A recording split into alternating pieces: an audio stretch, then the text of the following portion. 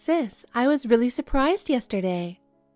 Maya, I didn't think you would even be there. Mom told me you were bringing your fiancé, so I asked her if I could be there too, and she agreed. Mom should have told me. So, what were you surprised about? What? What are you talking about? Your fiancé is someone I know.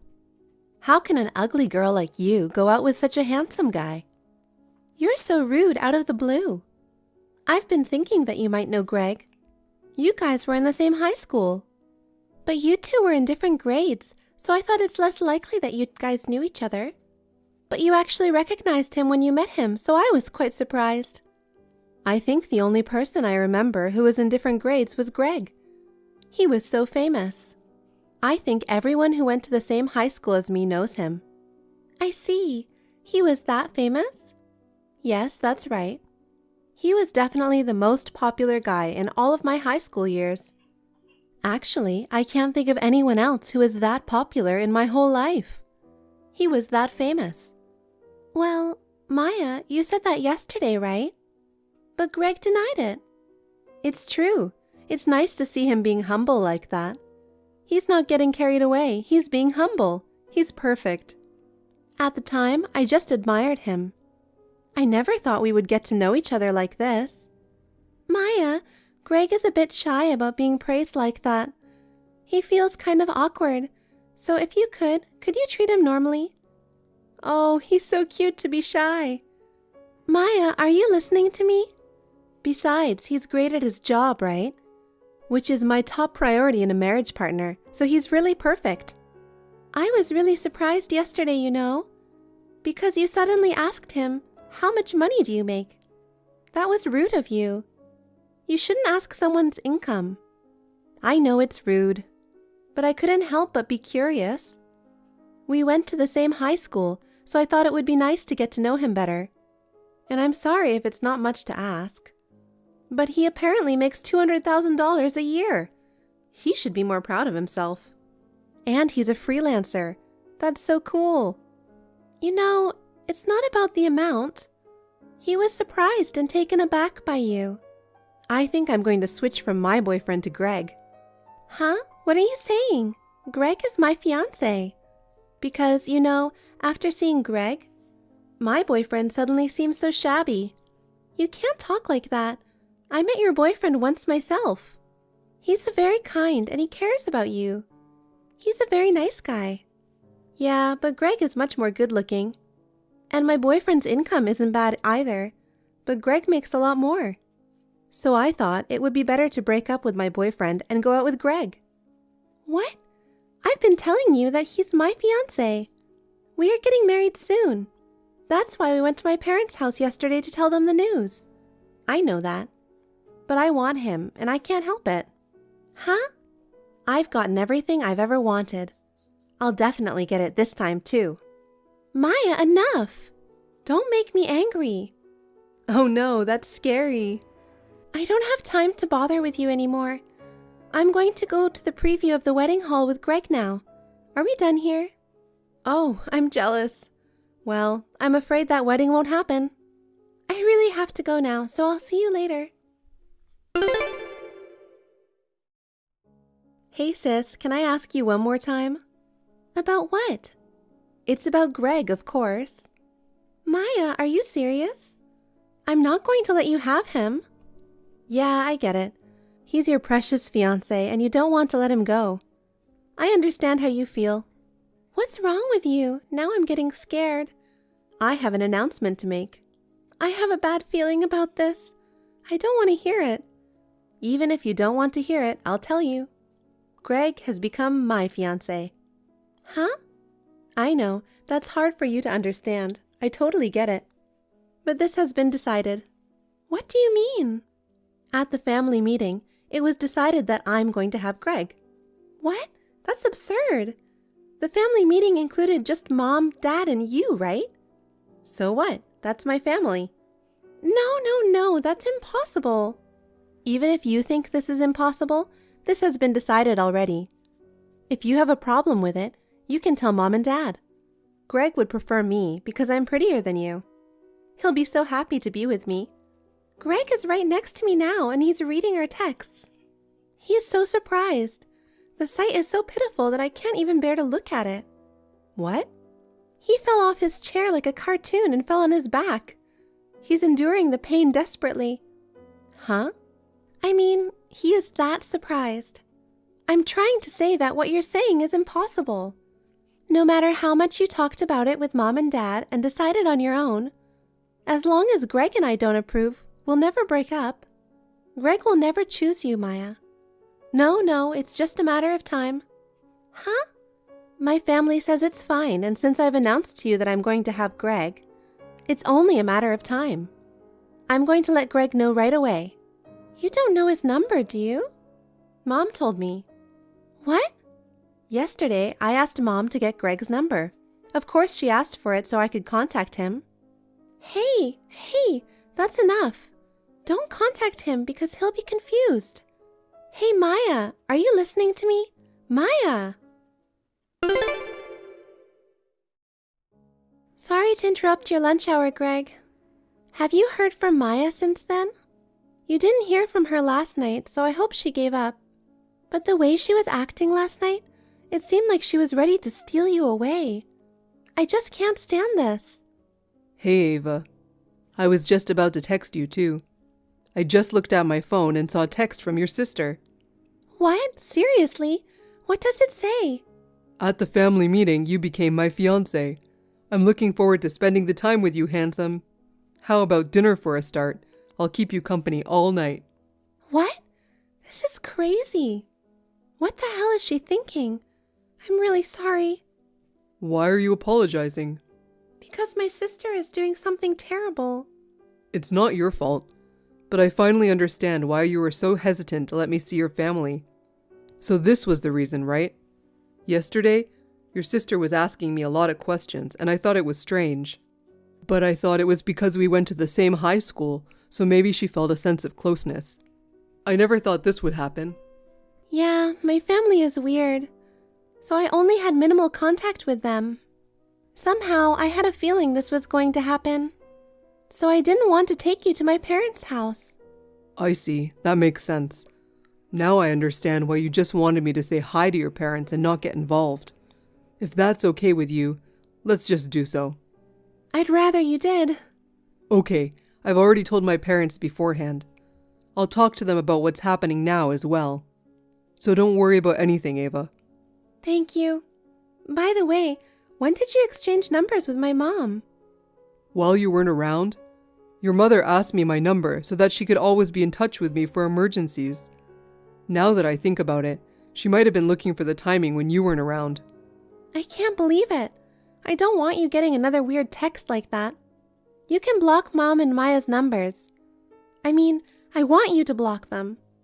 Okay, I'll block them. I'm so sorry I didn't see it coming. I'm so sorry. I told you it's not something for you to apologize for. You actually told me we didn't need to visit them to tell them we're getting married. I was the one who forced you into this situation because I thought we should tell them in person. I know, but... Ava, we're going to be a married couple now. Let's cooperate with each other in everything. You don't have to apologize or feel sorry for me. Okay. Thank you so much, Greg. Yes, we are going to be a married couple. From now on, let's talk about everything with each other and overcome difficulties together. Yeah, I'd like that.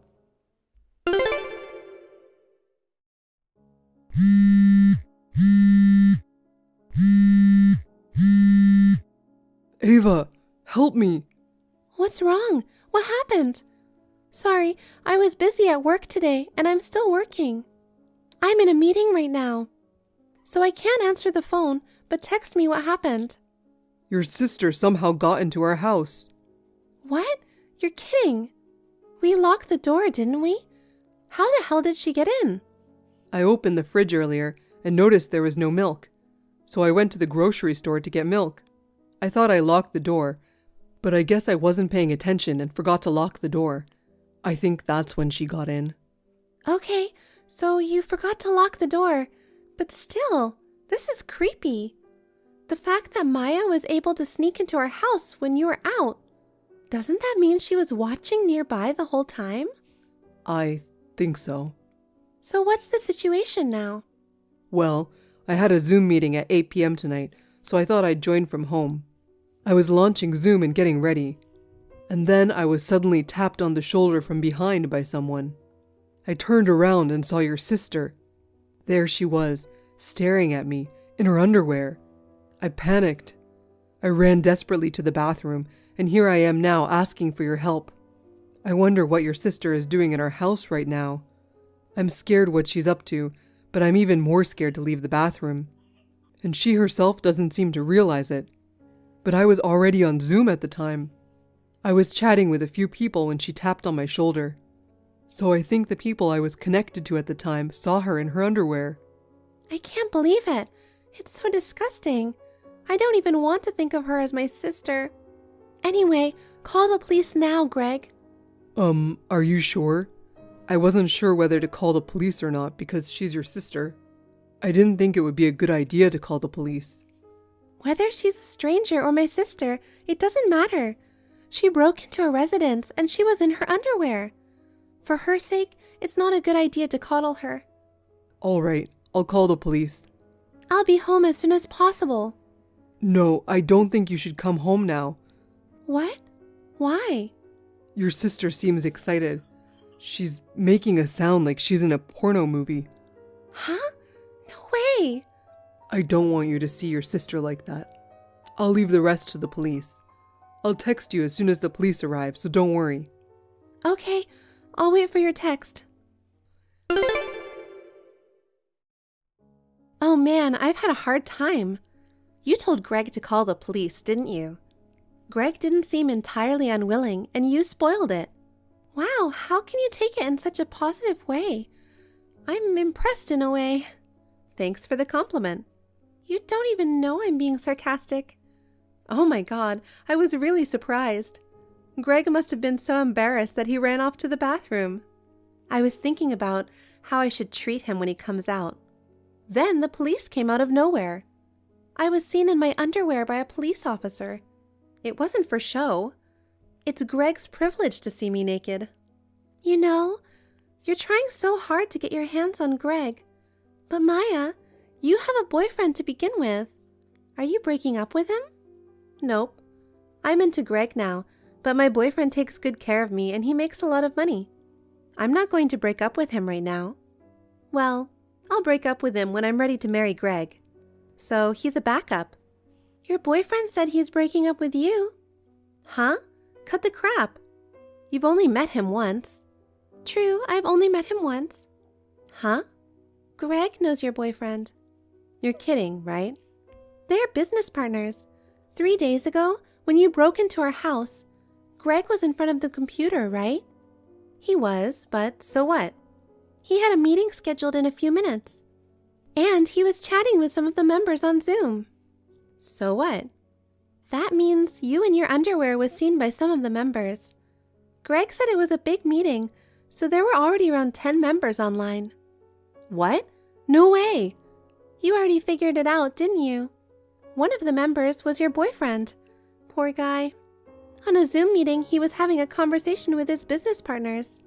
Suddenly, a woman in her underwear appeared on the screen, and she turned out to be his girlfriend.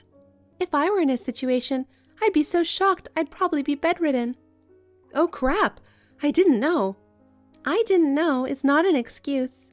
It's a criminal offense to enter someone's house without permission. Your boyfriend seemed very shocked at first, but then he started to think of you as a strange woman.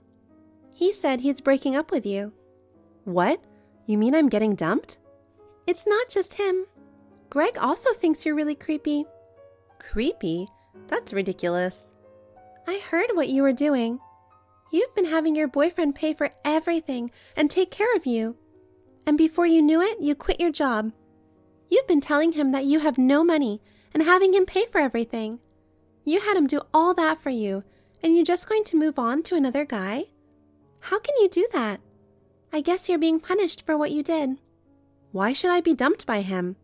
Damn it, I'll make Greg fall for me no matter what. That won't happen. Why not? You don't know that. I do know, because you have no way to contact Greg.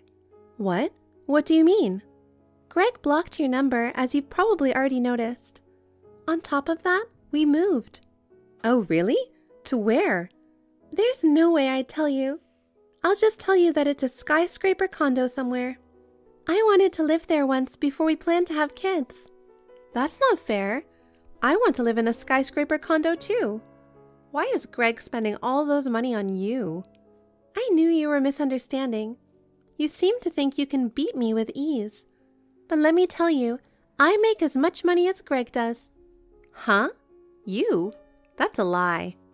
I would never lie about something like that. I started my own business a few years ago, and it's doing well. That's why I'm going to pay half the rent for the new house. If you stole Greg from me, can you manage to pay half the rent? Of course I can't pay. You know that. Oh, I have an idea. Hire me.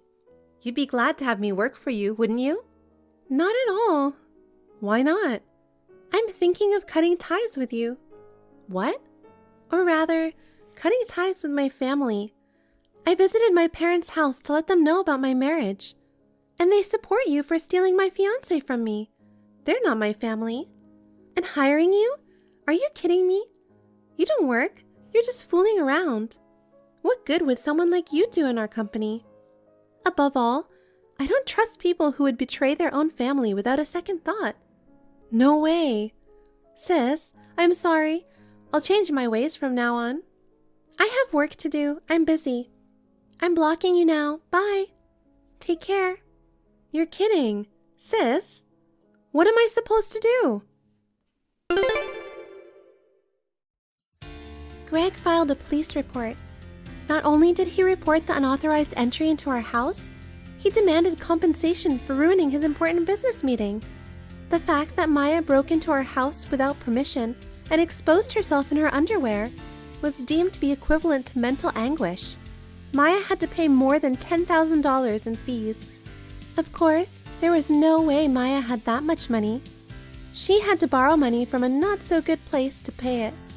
Now, Maya, who is saddled with the debt, is abused by her parents who loved her so much. That's all I heard about Maya. I don't know anything more than that, as I have already cut ties with my family. I recently got married to Greg. I feel that my bond with Greg has become stronger because of what Maya had done to us. I believe that he and I will be able to overcome anything together in the future. I am grateful to my ex-family for making me realize that. Hi, are you up for a chat? Was it 3 months ago that we had lunch together? I guess so. I found a nice French restaurant.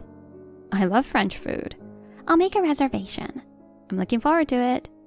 Is Sam doing okay lately? Yes, but why? I saw him and a young girl walking together.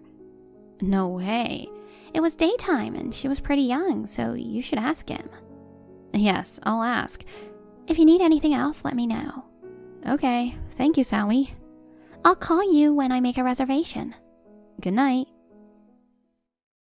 Is this Alyssa's number? Yes, it is.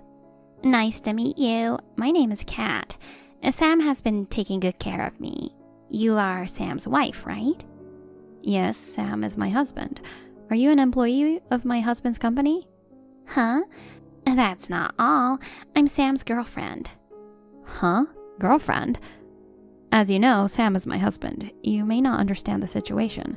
He does not have a girlfriend. That's not true. I am Sam's true love. We are pretty serious.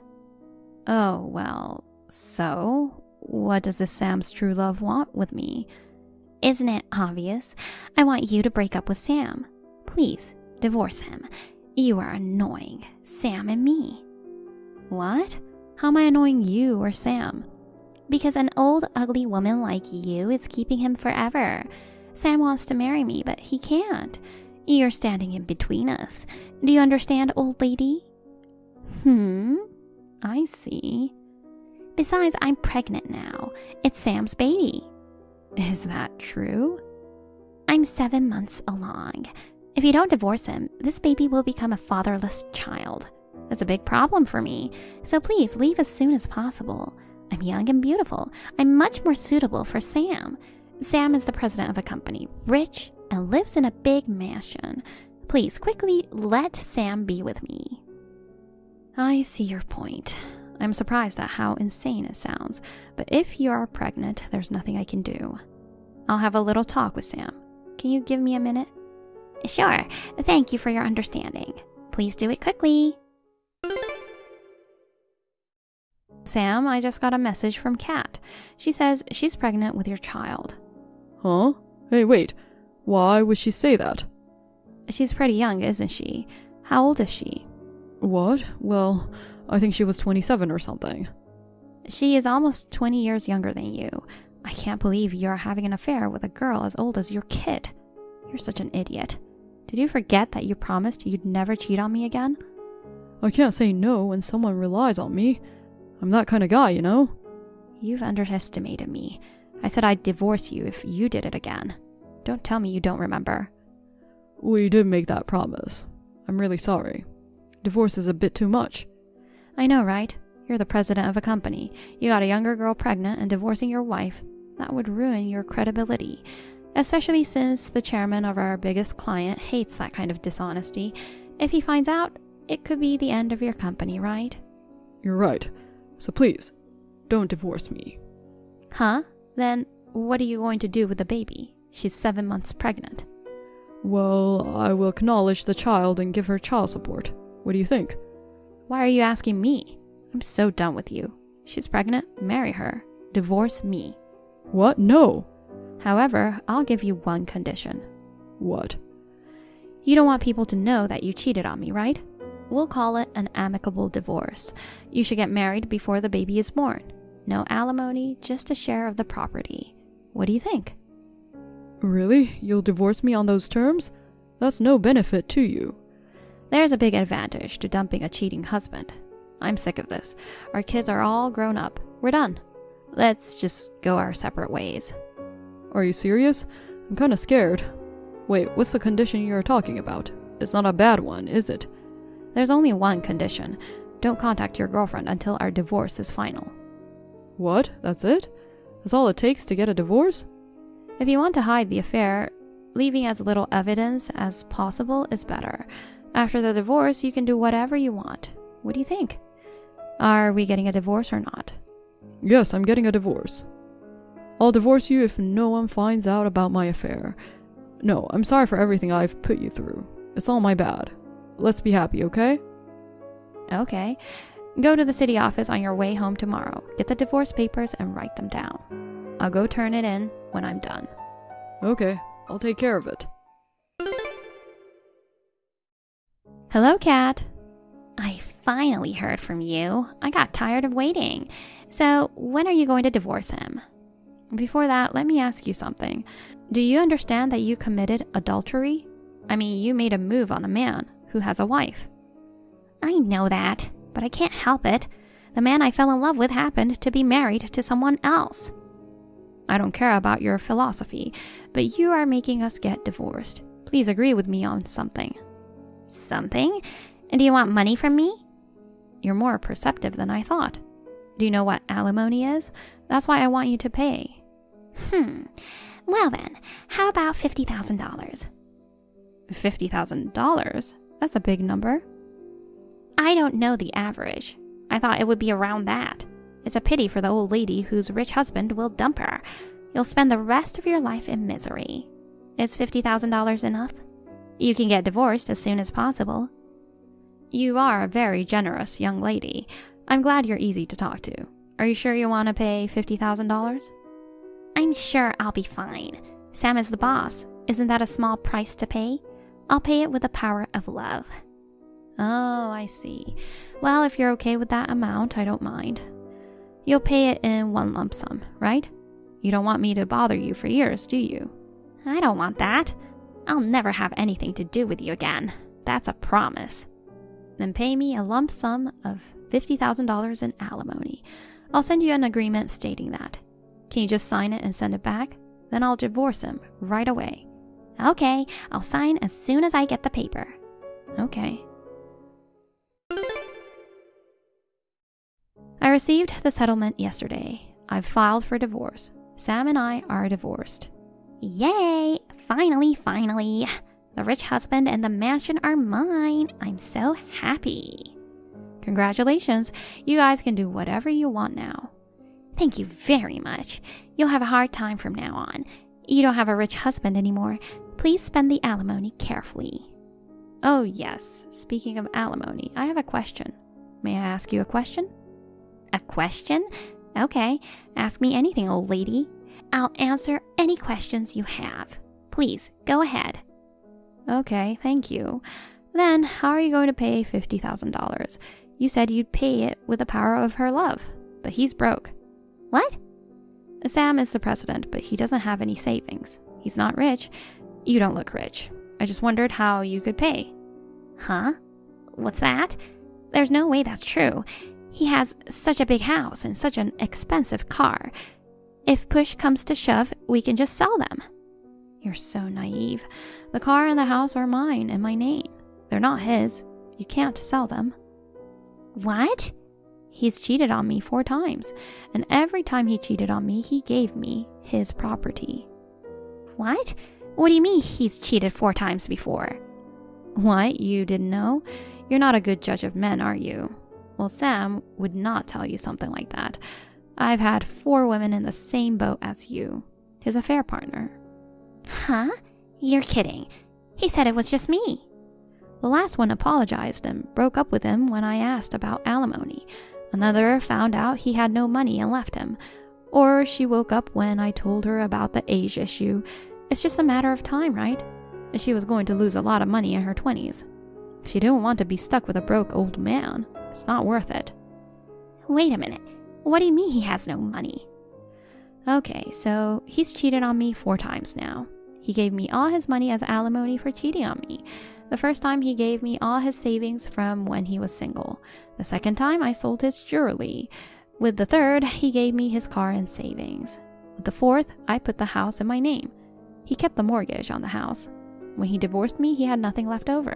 Just his monthly income, the house, and the car loan. He's a spendthrift person. He has no savings. What? No way, that's impossible. It's true. I had to help him save some money. I made it by deducting it from his monthly salary. After I got it as alimony, he never did it again. He doesn't know anything about managing money. Huh? Then how am I supposed to pay $50,000? Sam was supposed to pay for everything. I'm the one asking about the payment method. I'm reminding you, I don't accept installments or anything like that.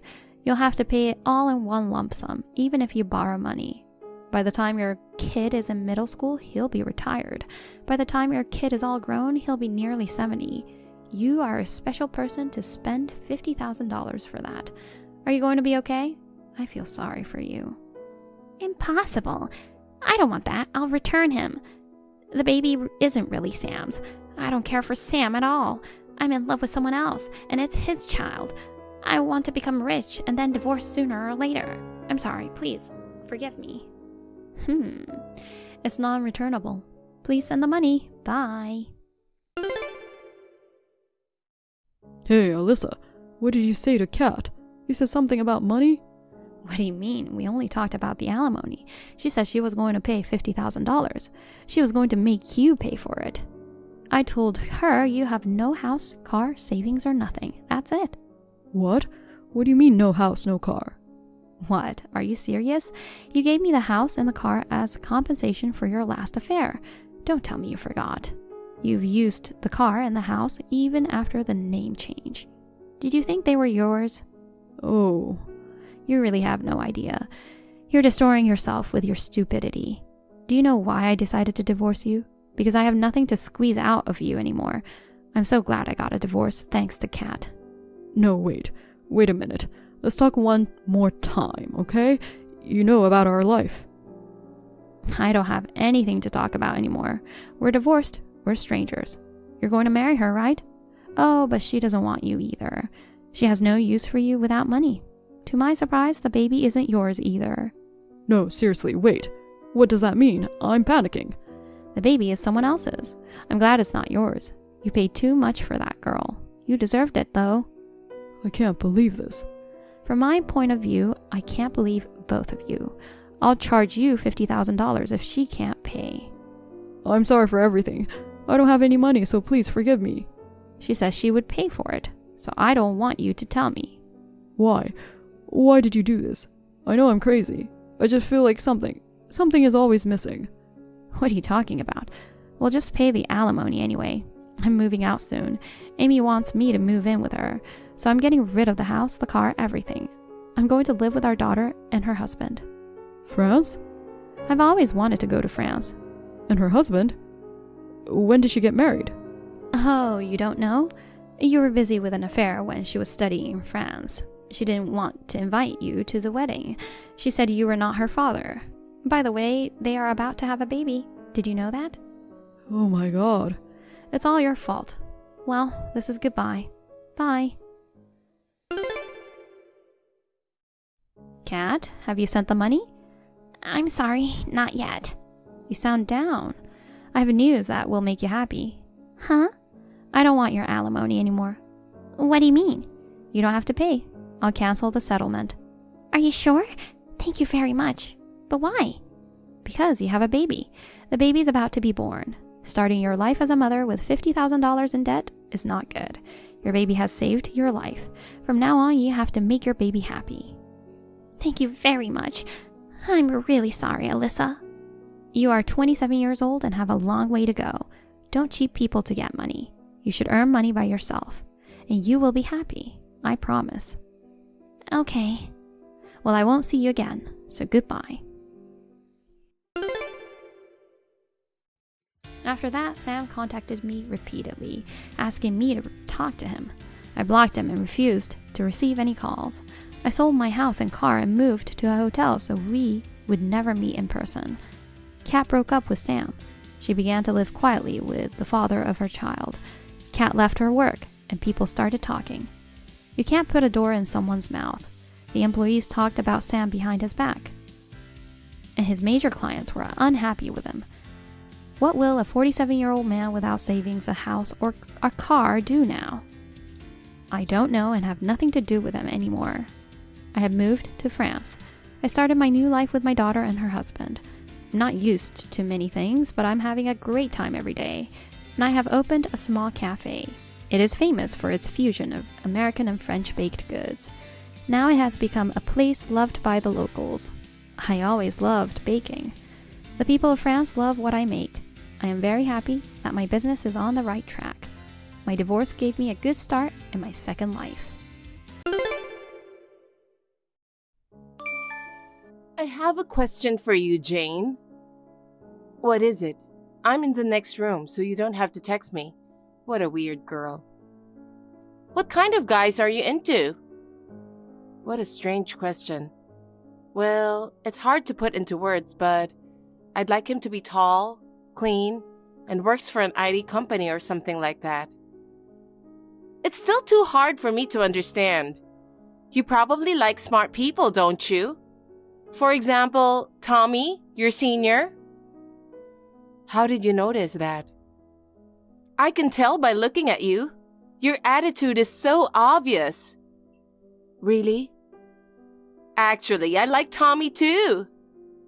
What? Again? Why do you always like the guy I like? Are you harassing me? Of course not. Do you need a reason to like someone? It's just that the person I like happens to be the one you like too. What do you mean? I'm not going to confess my love to Tommy anyway, so it's okay. I see. I think I'll confess to him. If you want to, go ahead. I'm just kidding. I don't have that kind of guts since I'm just a junior high school student. How are you? I know you're reading this message, aren't you? Please don't ignore me. Sorry, I didn't reply because I didn't recognize your icon. Who are you? I can't believe you didn't recognize me. It's me, Ashley. Huh? Are you really Ashley? Yes, I'm your little sister. How dare you texted me as if nothing has happened. I cut ties with you a year ago. I don't want to cut ties with you. You're my only sister. I will always cherish you no matter what. Stop talking nonsense. Do you remember what you have done to that precious big sister of yours? I'll never forgive you. I'm sorry about that, but I had no choice. You gotta be kidding me. He and I were about to get married. We had been planning the wedding, and we even set the date.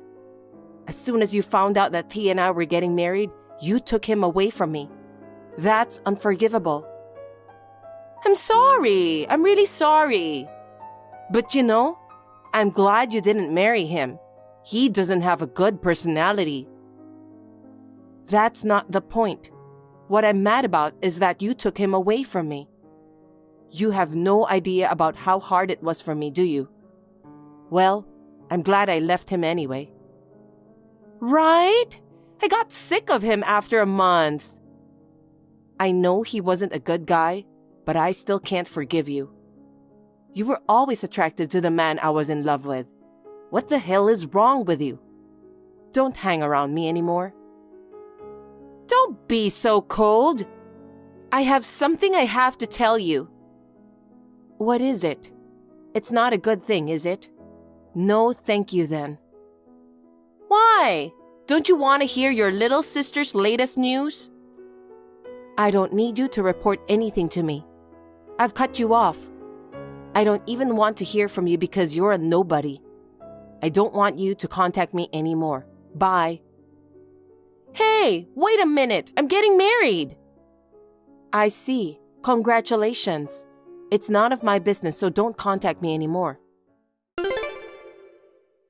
Jane, I haven't finished my story yet. Can you please reply to me so I can continue? I really need to talk to you. What is it? It's none of my business if you're getting married or divorced. What do you have to report? I'm carrying a new life in me. A baby? That's great. Congratulations. What's that got to do with me? Your baby is not my nephew or niece, since I've cut ties with you. No, it's not that. It's about the father of the child. Maybe it's someone you know? Huh? Tall, clean-looking, and works in IT company. No way. Did you get it? Maybe it's just as you're expecting. I'm sorry, but I'm pregnant with your boyfriend's child. So he's mine. The father of the child is Stuart. You're kidding, right? No, I'm not. Stuart was supposed to marry you, right? How did you find out about that? I didn't tell anyone. I saw you and him walking together. When? About 3 months ago. After both of you parted, I secretly followed Stuart.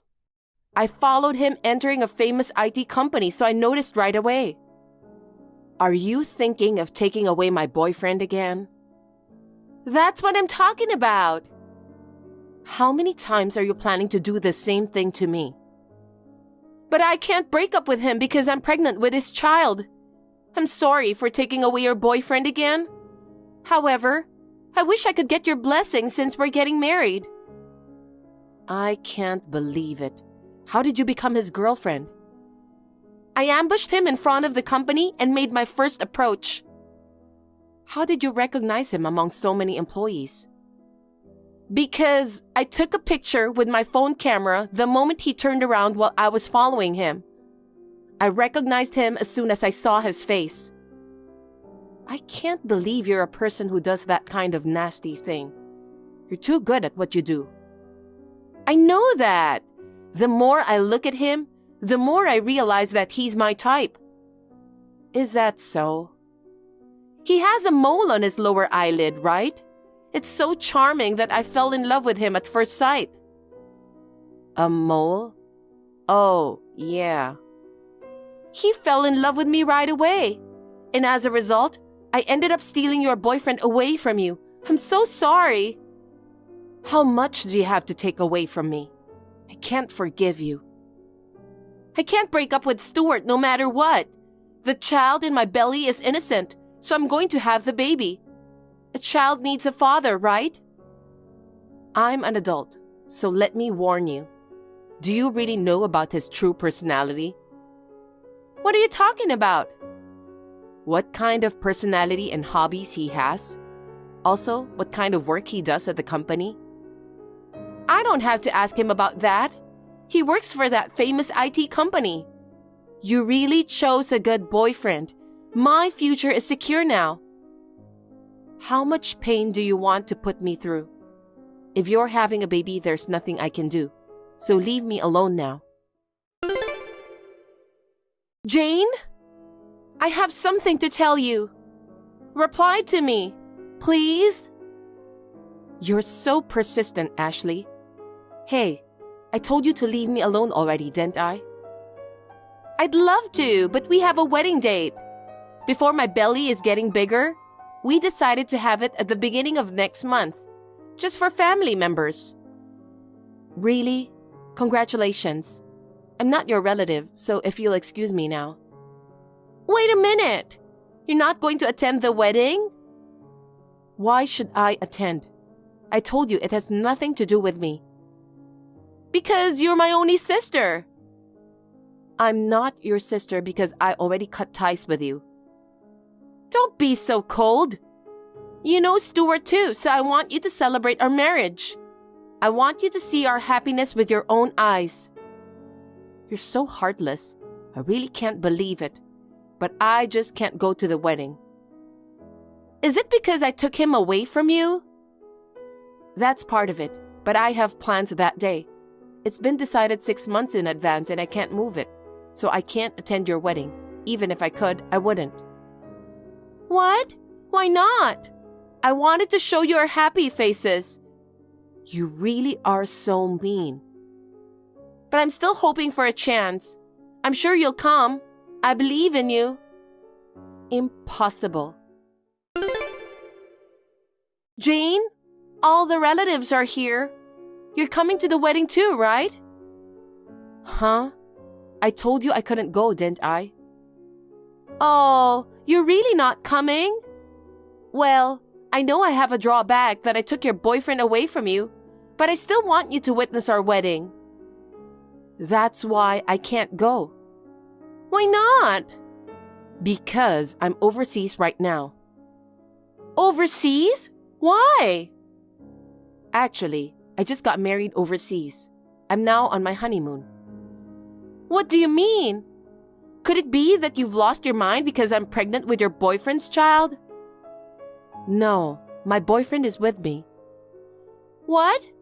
But Stuart is at this wedding right now. I know that Stuart is over there. My husband's name is Stephen.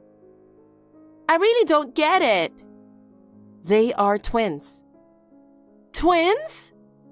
Yes, Stuart is Stephen's twin brother. But he works for that famous IT company. Yes, that company is their father's company. No kidding. Does that mean Stephen is the CEO's son? Yes, he is. But Stuart never said anything about that. I guess he couldn't say it out loud. Why not? I didn't hear too many details either. Unlike Stephen, Stuart had a very bad behavior since he was a student. Bad behavior? Yes, he kept going to the red light districts and got into debt. He also gambled by withdrawing money from his father's account. Debts? Gambling? That's right.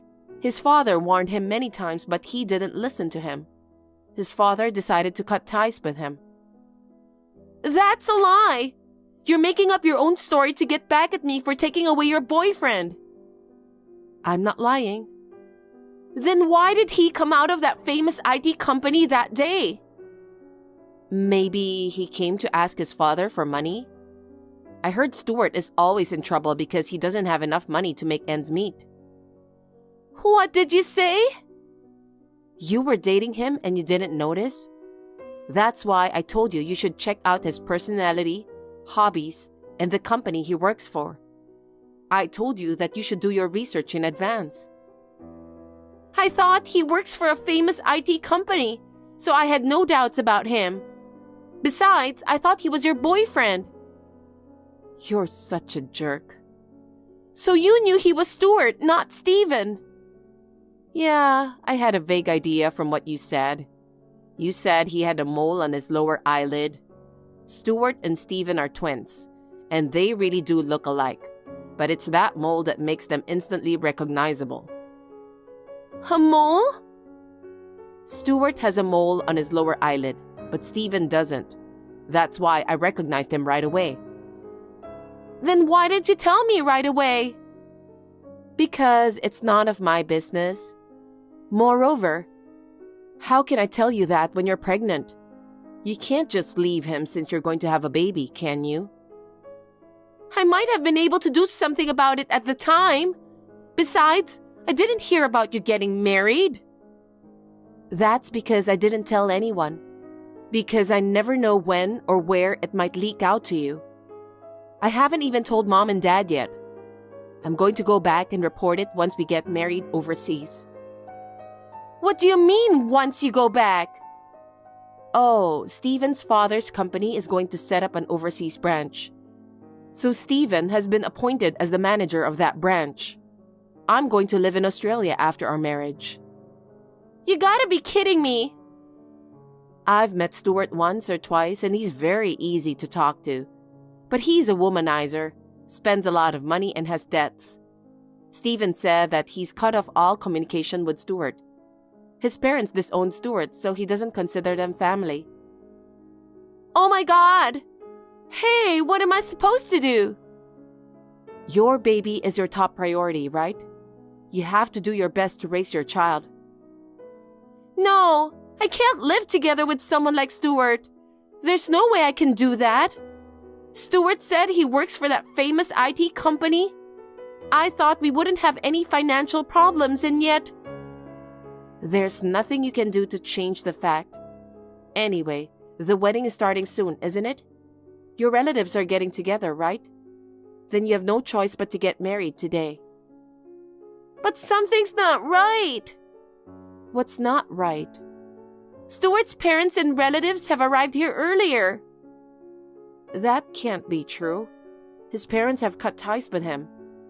And no one from my husband's family members told me that you're going to have a child and get married to Stuart.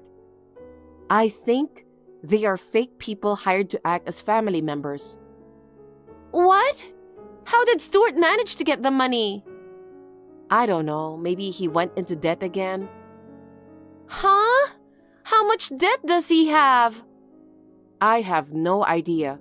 But he said he had 10 million debt at the time he was disowned. Maybe it's even more inflated now. 10 million? Who is going to pay that back? Well, Stuart, of course. If you two get married, then both of you will have to pay for that. Maybe that's why he decided to get married to you. What? I don't want to get married to a person like him. I don't have any debt, so why should I have to pay back such a large sum of money? I don't know what you want me to say. You need to discuss that with Stuart. We need to buy things for the baby and also pay for labor-related stuff. Now is not the time to be paying off debt. You're right, but I'm sure you can work before child labor. You want to save up before the baby is born, don't you? I can't do that.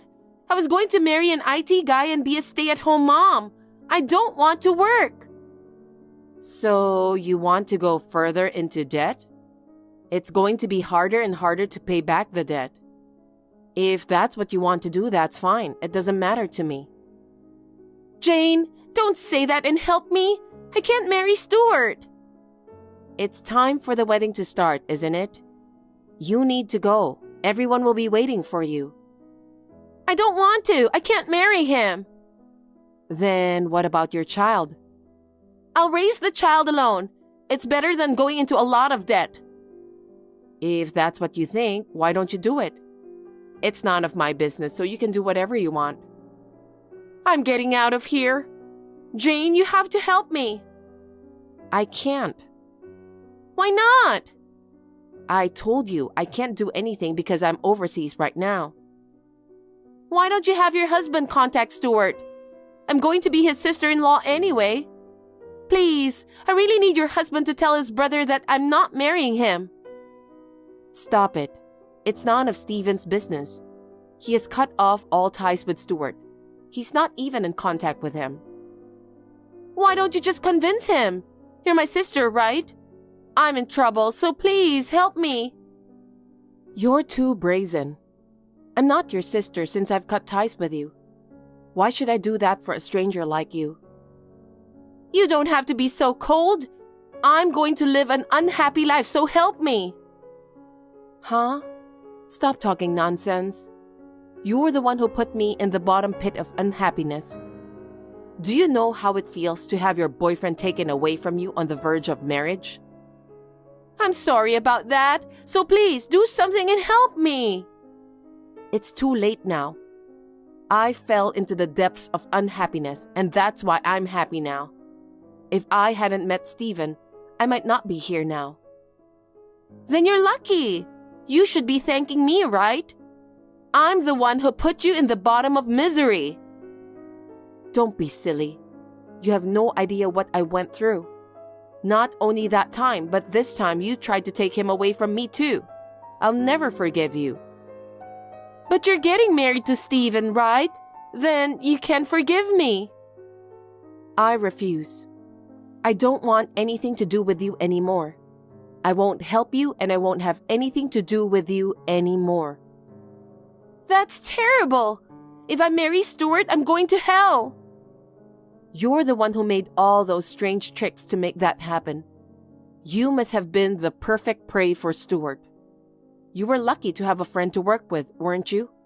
Both of you would make a great couple. Stop making weird jokes and do something about it. I told you I can't do it. There's nothing I can do about it anymore. We're on vacation after our wedding overseas. You have to take care of yourself. Oh no! Help me, Jane! I told you I would never forgive you. I'll block your number and delete all of your messages too after this. I'm going overseas, so I won't need the apps anymore. Well then, you'll have to take care of yourself. I hope everything goes well. Jane, wait! Please help me somehow, please! You're the only one I can count on. Impossible. After this, Ashley escaped from the wedding hall on her own, with her wedding dress on. Thanks to our parents' persuasion, her marriage to Stuart was called off, but there was nothing they could do about her child. After talking it over with our parents, they decided to raise the child together while living at our family's home. However, since it was my sister's selfish reason to cancel the wedding, she will be charged for the cancellation fee, cleaning and repair costs of the stained wedding dress. In addition to that, in order to cover the costs of the birth of the baby, Ashley had to work a part-time job to pay for the delivery of the baby. She longed to be a stay-at-home mom, but after the baby was born, she would need to work even more. All of this is the result of what she caused, so she deserved it. I returned from my honeymoon after the wedding, and after we reported our marriage to each other's parents, we immediately left for our new place of residence. I am now enjoying life in Australia with my husband. Grace, it had been a long time since we had seen each other today. It sure had. I haven't seen you for more than 10 years. I didn't expect to bump into you on the streets. I'm glad to see you are well. Me too. I was surprised to run into you, but I was even more surprised to see that you are married. Really? I thought you were single like me. I've never had any particular desire to get married. I just happened to meet the right person. I envy you. And what's more, you're married and you didn't even tell me, your sister. You're so distant. You didn't even invite me to your wedding. We didn't have a wedding. My husband was busy with his work, so we just registered the marriage. But you should have at least told me you were married. I didn't think it was necessary to tell you. Why not? Because you never seemed interested in me. If anything, I annoyed you. It's true that we didn't seem to be that close as sisters. Or maybe it was more like we were on bad terms. That's what I thought. Even though we're chatting like this now, we weren't as close in the past, were we? But now that you're married, it's a different story. As a sister, I have to congratulate you. Thank you. By the way, what's your husband like? Huh? You know, tall or short, his age, what kind of work he does? I guess he's on the tall side. He's the same age as me. He's a doctor. You don't say! Huh? Is he handsome? Well, I guess he's one of the good-looking ones, but... I knew it. Why do you ask that? Your husband is a super catch. I wouldn't go that far. He's handsome, tall, and a doctor, right? He's way too good. Huh? Hey, let me meet your husband sometime. Why all of a sudden? Introduce me to your husband. What? What? You don't want me to meet him? I'm your sister.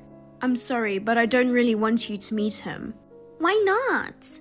You're the one who got in the way every time I had a boyfriend. I got in the way? Yes, you did.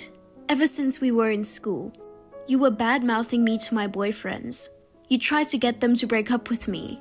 Is that what happened? We never actually broke up, but you would spread rumors about me. It was very stressful. I don't remember that. Don't tell me you don't remember. I don't remember something that long ago. I won't let you be the only one that is happy. That's what you always used to say. You always tried to break up the relationship between me and my boyfriend. That's why I don't want you to meet my husband. You know what? There's no need to dredge up the past. Besides, I'm almost 40. I'm an adult. Don't worry about that. I know. Can I go over to your place next week? Huh?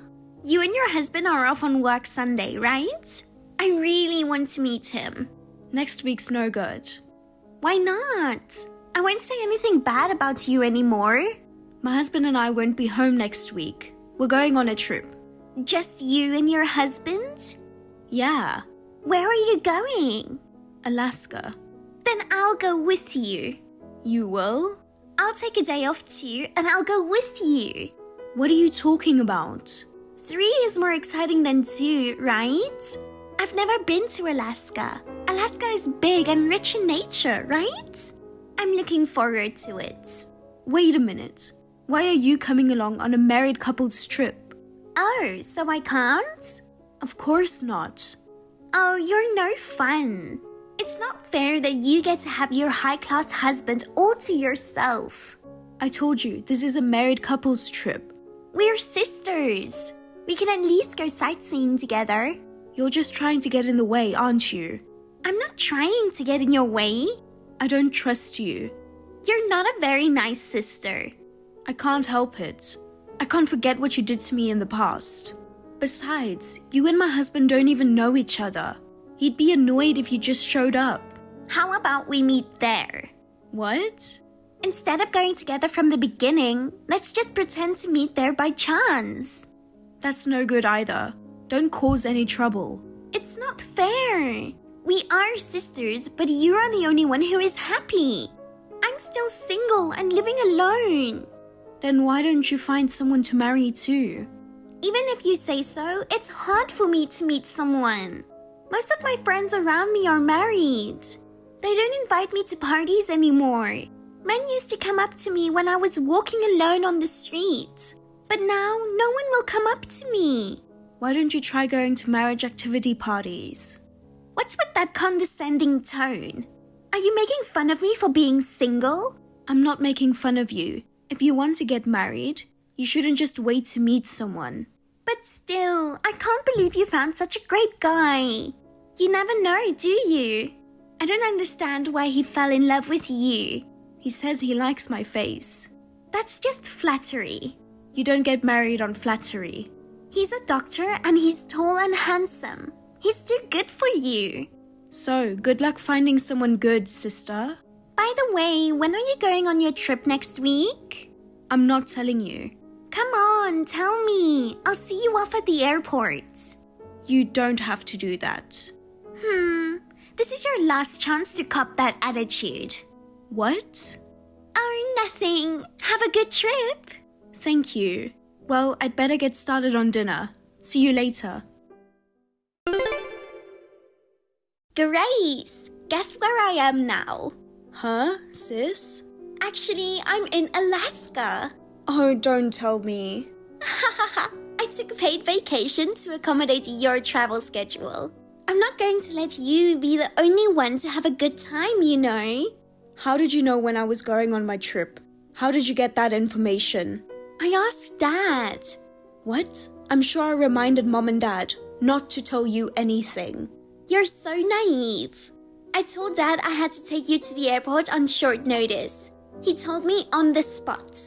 I see. Alaska is a pretty big place. I'm sure I won't be seeing you here. So you just enjoy your trip. You think you're so smart, don't you? Huh? Hey, you must be pretty frantic by now. Why? Because I'm the one who successfully hijacked the honeymoon. I got your husband. Huh? Your handsome husband is too good for you. I was waiting at the airport so that I could steal him away from you. Oh damn, you're a stalker. Poor Grace. As soon as he got to the airport, I took your husband away from you. You're alone in a hotel right now, right? What are you talking about? At first, I didn't have any intention to take him away from you, you know? I was just curious about what your husband looked like.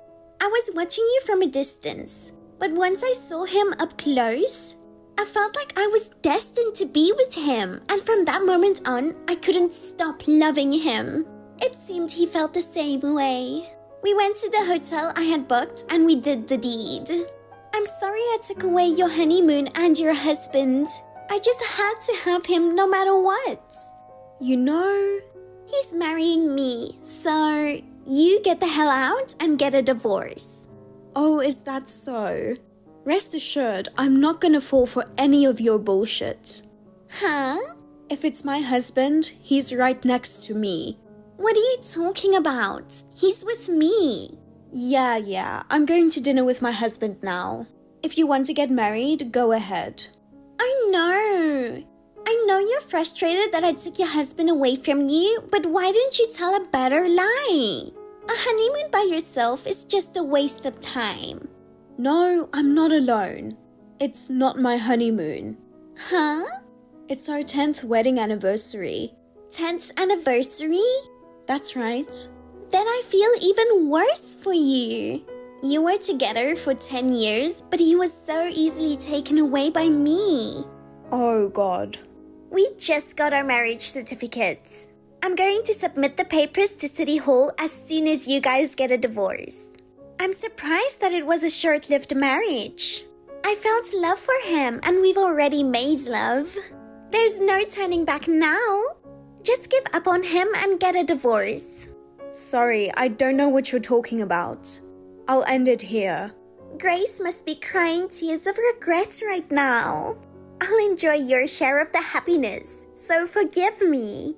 Okay. Goodbye. Great job, Grace. You divorced him as soon as you came back from your trip, didn't you? Well, it was supposed to be an anniversary trip, but it turned into a heartbreak trip. That's right, you divorced as soon as possible. But thank God. Thanks to you, we got married. I'm so lucky to have a sister who loves me. He says he's happy to marry a beautiful woman too. We're going to be happy.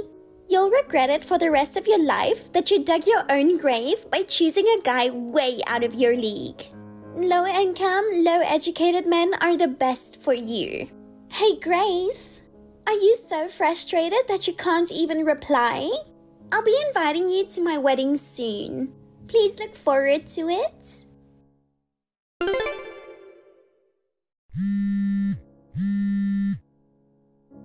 Grace, everything was all screwed up. What's wrong, sis? I'll return him after all. I don't care if I have to pay compensation. Just let me get divorced.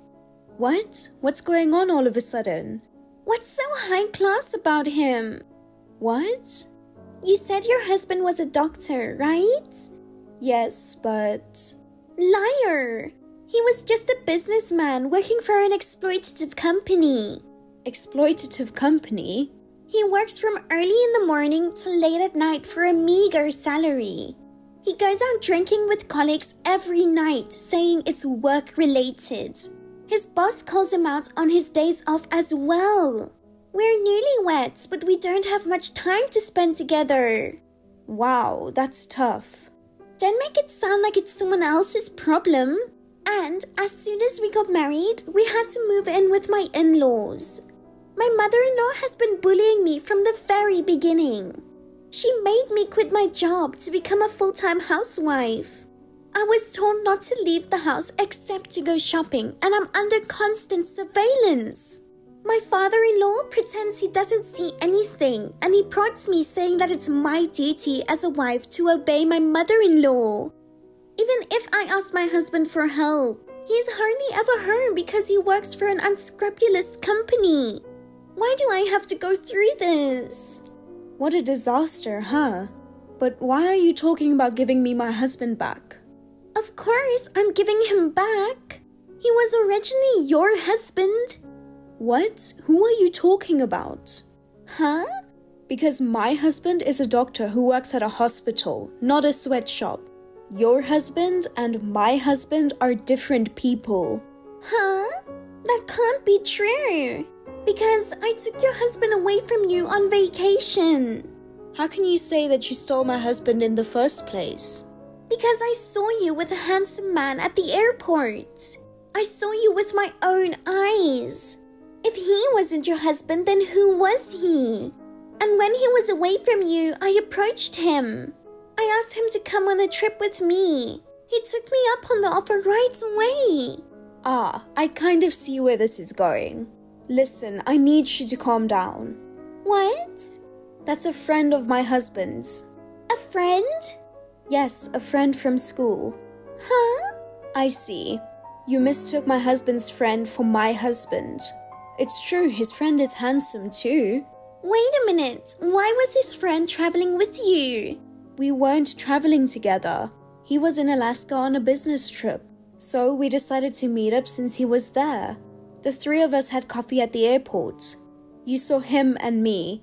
When you saw us, I think my husband had gone to the restroom. Oh no. You mean I had the wrong guy? That's what I'm thinking. You've got to be kidding me. If that's the case, we should get a divorce right away. But you like him, don't you? You're lucky you married the handsome man of your dreams. Don't be silly. What I wanted was your husband. No matter how handsome he is, I can't stay married to a man who works for a bad company and has parents that bully his wife. Even if you say so, you're the one who started this. Then will you trade me your husband? Huh? I want a good husband too. You've been with him for 10 years. It's time you gave him to me. Are you stupid, sis? Even if we get divorced now, I'll be 40 years old. It's not easy to find a new husband. If I trade him for your husband, it'll be a quick and easy way to make me happy. I can't talk to you any longer. My husband will be home soon. Take care. Wait, Grace. I'm sorry, but could you not contact me anymore?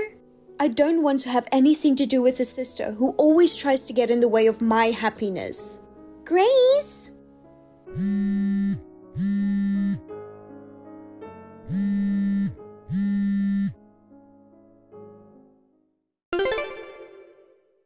Grace, is now a good time?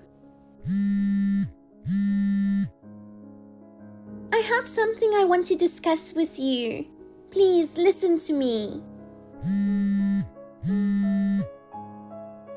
Hey, Grace. What is it? I told you not to contact me anymore. I have a favor to ask you. If you're asking me to trade husbands or something, I'm not interested. It's not that. I need your help. You need help? I can't stand living with my in-laws. I asked my husband for a divorce, but he got mad and said you're the one who seduced me. He wouldn't give me a divorce at all. Well, you were the one who made the first move, weren't you? On the contrary, he told his parents that I wanted a divorce. They started keeping even a closer watch on me. Oh my. That's why I'm trying to get out of this house. You mean just leaving without telling them? Yes. Mom and Dad live far away, and I don't have anywhere to go when I leave. So I'm asking you to hide me at your house. What? Wouldn't that be nice? Your husband is a doctor and he makes a lot of money. You have a big house, right? So just me living there is okay, isn't it? I don't want to do that. Why not? Your sister is in trouble and you won't help her? On the contrary, why should I help my sister? Even though it ended as just an attempt, you tried to steal my husband. It's also insane to secretly follow your sister and her husband on their trip. The folks also said they're going to cut ties with you. Oh, no way! Then what am I supposed to do? I don't know. You want me to be homeless? Why don't you just rent an apartment? They made me quit my job. I don't have money to rent an apartment. Why don't you get another job? I can't get another job at my age. You can't get a full-time job, but you can get a part-time one. Anyway, don't come looking to me for help. But you're the only person I can rely on. When I bragged that I stole my sister's husband, all my friends left me. I don't care about that. Pity yourself, you fool. Hey, please help me. I won't do it again. I'll never think of taking your husband away from you again. So help me get a divorce. Just let me live in your house for a little while. Since you don't seem to understand, let me tell you something, sister. There are certain things in life that you only have a one shot at. Sometimes you lose your credit, you never get it back. You know, I think you've always been a little annoyed with me. I was a fool to think for even a moment that we can reconcile as adults. Don't say that. We've only got each other. You're the one who tried to steal your sister's husband, aren't you? You had it all coming. Well then, I have a date with my husband. It's not fair that you are the only one. You get a high-spec husband. You've been married for 10 years and you're still in love with your husband. Share a little happiness with me too. So don't depend on me anymore. You've got to work hard yourself to get happiness. I tried, but I couldn't find happiness. Even now, I'm trying to divorce my husband.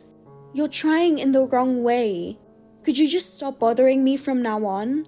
Then lend me money. Huh? If you won't let me live in your house, lend me the money to rent an apartment.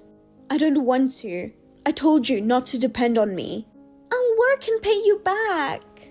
Bye, sis. Wait, Grace. I'm sorry. Please help me. After that, my sister tried to escape from her parents-in-law's house. But her husband and mother-in-law found her and took her back immediately. Then she begged her husband to leave her, but the divorce was never granted. She seems to be spending her life as a housewife, half a slave, while enduring bullying and constant surveillance. On the other hand, after my sister's fiasco, I moved out just to be safe. My vindictive sister seemed to have found out my whereabouts, so I had to prevent her from attacking me. My husband is very busy at work. He takes me on petite trips on his days off. He also values our time together as a couple. I would like to continue to spend time with my husband, whom I love very much, and to get along well with him. Amy, do you have a minute? I just started taking a break, so I can talk to you now. What's going on? I've been hearing from my mom a lot since about a month ago. Is something wrong?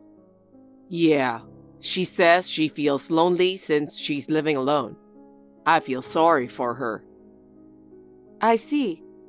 I remember now that your father died a year ago. So she wants to move in with us. She's getting old and she shouldn't force herself doing things she used to do. I'm her only son, so I thought it might be a good time to think about it. Well... You're home all day, so you're not busy, right? What? I'm busy. Even if I'm at home, I'm working just like you. I think I'm doing my job more seriously than you are. You're lying. You're not working, you're just having fun. All you do is just sitting in front of the computer, right? Don't be silly.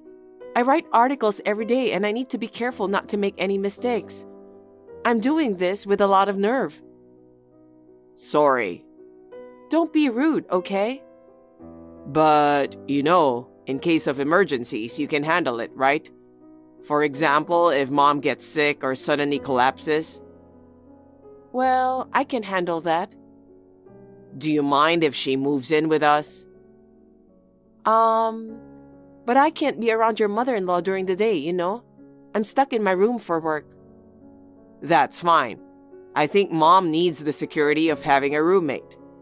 We can share the housework, and I'll make sure not to interfere with your work. Will you think about that? Well, I can't do much, but if your mother says she can take care of herself, I'll think about it.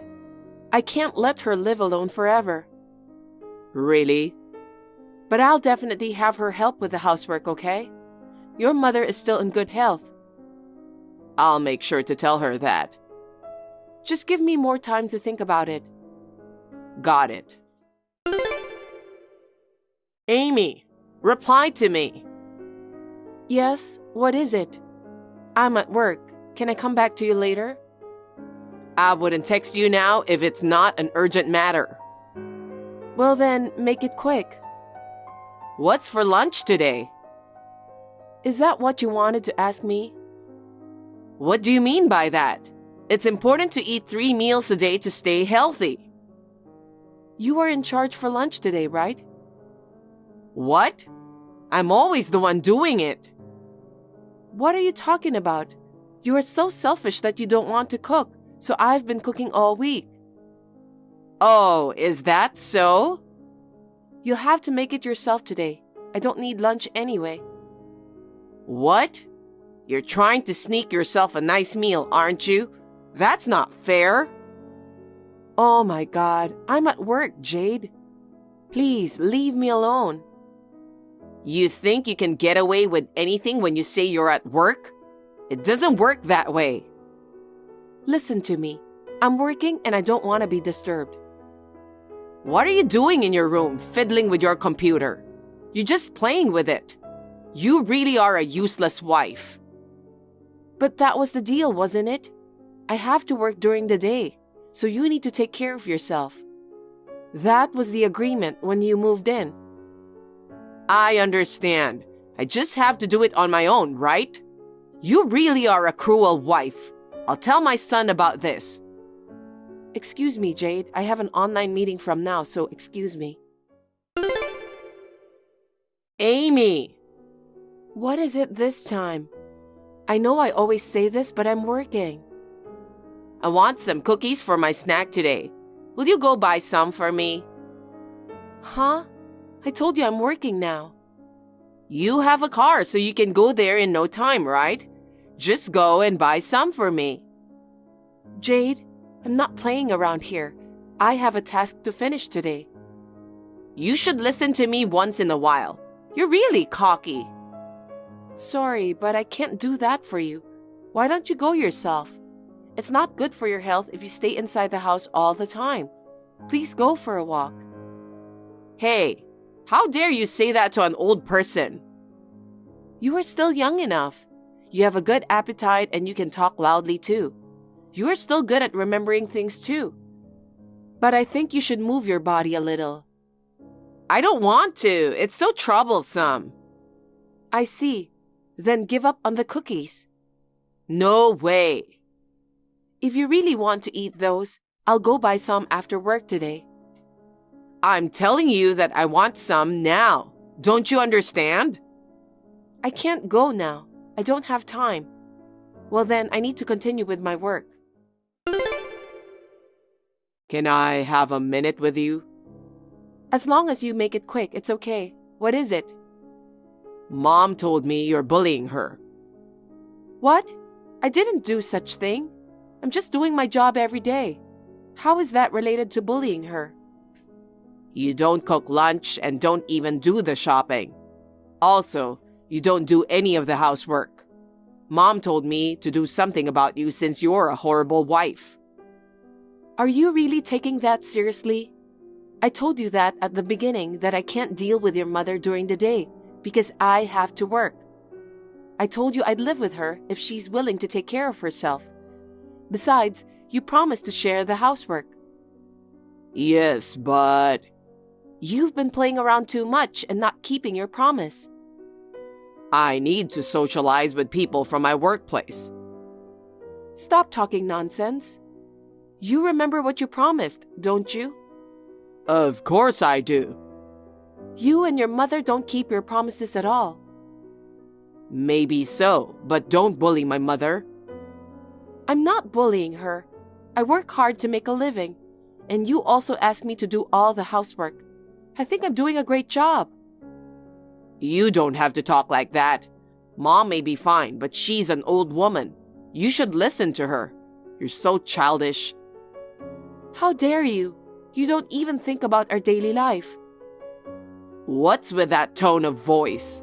You entered our family as my wife in the first place. Why don't you do your duty as a wife? You keep talking about work and you're so proud of yourself. It can't be helped. We can't live only on your sole income. You don't even keep your promises. You're so persistent. Anyway, I'm not going to quit my job. You should tell your mother that I'm not playing around. I'm working hard each and every day. Your mother thinks I'm playing with my computer. Yeah, that's what I think too. I can't believe even you say that. Do you know why I'm so busy with my work? I know, but you need to get along with Mom anyway. Amy, lunch is ready. What? This is very unusual. What's wrong? What do you mean? I'm on duty for lunch today, right? Yes, but I'm feeling kind of weird. Jade, are you all right? Judas warned me yesterday. I'm sorry for being so selfish. I see. So I talked it over with him. I'm always keeping you busy, so I thought we should plan a family vacation to take a break. Huh? A family vacation? I want to go to a hotel, soak in a hot spring bath, eat delicious food, and relax. I want you to book me a room at a luxury hotel. A luxury hotel? Wait a minute. It costs almost $2,000 for 3 people to stay at a luxury hotel. Do you think we have that much money? We can't afford that. Don't worry about that. What do you mean? Well, I'll take care of all the money. This is a little creepy. What are you talking about? You have never paid a penny for the living expenses, but you're telling me that you'll cover the cost of a luxury hotel room? What is your true intention?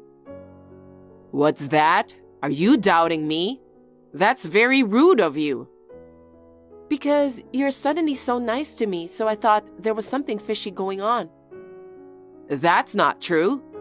I was sincerely sorry for what I did, and Judas feels the same way too.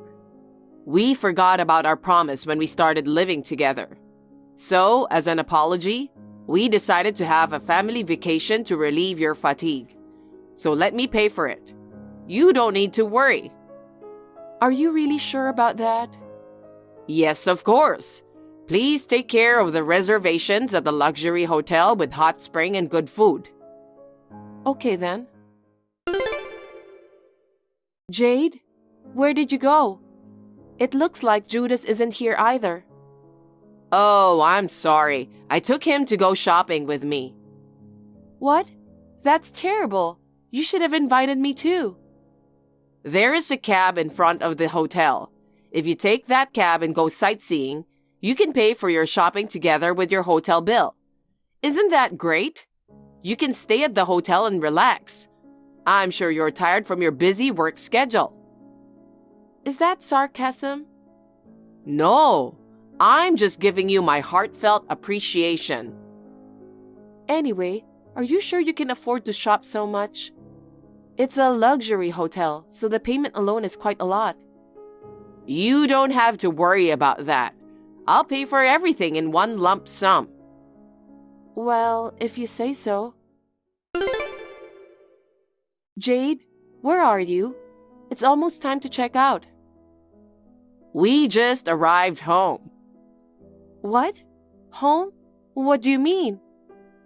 You need to pay the $8,000 for the hotel. If you don't do that, you're going to jail. What? Why? Because if you stay at the hotel without the ability to pay, you may be guilty of fraud. That's not what you told me. You said you're going to pay all the hotel bills, right? And how much did you and Judas shop? I can't believe you charged me $8,000. Thanks to you, I got a good deal. I went to a mall that's well loved by the locals. I found a lot of clothes and accessories that I liked. Judas also found his favorite ones, so we bought it together. So please take care of the payment. You two deceived me, didn't you? I thought it was very suspicious, and looks like my instinct was right. This is just too much to bear. I was a fool to believe you. I would never have given you, who always bullies me, a free stay at a luxury hotel. You really are an idiot, aren't you? But thanks to your stupidity, Judas and I were able to have a good time. I thank you for that. I feel bad. I'm sorry for going home before you together with Mom. Judas, what are you doing there with your mother? Because you bully my mom, don't you? It's always been so hard for me to watch her get bullied. So I thought of a way to punish you. You're a workaholic, so I'm sure you make a lot of money. So please pay for the bill in full. I'm sure you can afford that. What a foolish mother and son. I would never pay $8,000 for you guys. But we're already home, so you're the one who has to pay. Don't be silly. You're the ones who'll go to jail. Huh? It was a strange turn of events, so I thought there was something fishy going on. You're skeptical. I can't help but being skeptical. I was kind enough to let you move in, but you and your son didn't keep your promise. But you accused me for bullying you. It's true, isn't it? I've never bullied you. I just told you I couldn't help you because you kept asking me to do unreasonable things while I was at work. You need to pay $8,000 no matter what you say. Don't try to threaten me and my son by telling that we'll go to jail. Stop joking. I'm not joking. You know what? The bill for the hotel stay and your shopping will go to the person who made the reservation. I know that. That's why I asked you to make the reservation. I made the reservation in your name. Huh? That's a lie, right? Why did you use someone's name without permission? Because no matter how I thought about it, it was suspicious. You, who always interfere with my work so much, suddenly changed. You had never taken a single trip with me before, right? So I was sure there was something wrong. Looks like I was right.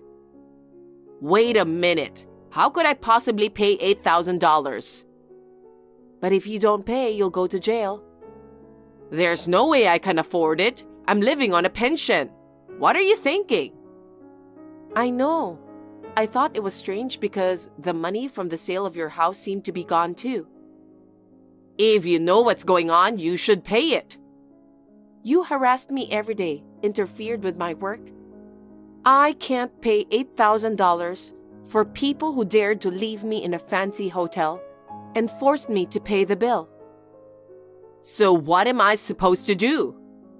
Why don't you just ask Judas? In the first place, you two talked it over and decided, right? Yes, but... There's no way he can pay that. On top of his low income, he spends his money on casino and other gambling games. I've been paying almost all of our living expenses until this day. Then why don't you just pay that hotel bill? That's why I'm making the reservation in your name. You're the one who should settle the bill. I don't have to pay for that. If you can't pay, you'll go to jail together with your son. I'll take you two to the police." You've got to be kidding me. You haven't done your duty as a wife at all, and now you want me to pay for our trip? I don't want a wife like that for my son. I'll have you divorce Judas right now. I knew it. Huh? I'm glad you have the same opinion. I'm going to stop by the city office on my way home and file the divorce papers. Now I can be a stranger to you and your son. Stop blabbering nonsense. How long are you going to keep on fooling around? Besides, Judas didn't fill out the divorce papers. The divorce papers won't be accepted without his signature. You really are an idiot, aren't you? That's why I have the divorce papers that Judas filled out. I always kept it in my bag. What? Why? When he asked me to let you move in with us, at first I refused. As you can see, I was stuck in my room almost every day for work and couldn't help you with your needs. Besides, I knew that Judas was spending all his money on gambling. You've been planning it for that long? So I told him that I can't live with his mother unless he started bringing in some money to live on. And he agreed with that. But I had a feeling that he didn't understand about what I was trying to tell him. Is that why you made Judas fill out the divorce papers? Were you planning to divorce him from the beginning? No, it wasn't like that. We thought that if you were going to live with us, we had to be responsible for you. So, I declared that if he couldn't keep his promise, I would divorce him, and I asked him to fill out the divorce papers. I was hoping that by doing so, Judas would become more aware. What? I don't think he remembers that. He was so excited about you moving in with us. He must have filled out the form while not paying attention to what we were talking about. I'm really stunned. Judas says he doesn't remember writing it. That would be proven when I submit the documents. So, I'm going to go and submit to the authorities. I won't forgive you if you do something so selfish. First, pay the 8,000 bill, and then we'll talk about divorce. Why do I have to go through all that trouble? Your name was on the reservation, so you will have to pay the bill. You want me to divorce your son, don't you? Your son will listen to what you tell him anyway. And I've been wishing for a divorce ever since you moved in. It would be smart to file divorce papers on my way home. Don't be stupid. I won't allow it. No, it's not stupid because it's what we all want. Assuming you ran away from the hotel without paying the bill, I'm afraid the police has been informed. I think a police car will be arriving at the house soon. Oh my God. Am I going to get arrested? Are you kidding me? I've explained it to you many times. Why should I go to the police? Because you did something you shouldn't. It's Judas's fault too for spending all the money he got from selling our family house. If I had that money, I could have paid you $8,000. Your son spends as much as he has on gambling. Maybe it's because you didn't educate him well enough. Oh no, then what should we do? From now, you'll have to go to the police and face the reality. I told you I don't want to go to the police. Even if you say that, you planned it yourself, so it can't be helped. It's not just me. Judas agreed to it too. Then you can explain that to the police, because I will be out of touch with you guys right after this. Do not contact me again. Amy, you have to help us. Do something about it, please. No, I won't do anything. I have no more feelings for you and your son. By the way, while you and your son are at the police station, I'm going to have to pull out my stuff from the house. Amy, wait! I can't rely on Judas alone. Please do something about it. After this, Jade was taken to the police and a damage report was filed against her for non-payment of lodging and other expenses. It seems that they were able to settle out of court, but there is no way they can pay $8,000. Jade sold her family house when she moved in. but she had no savings because she had spent all the money on her stupid son.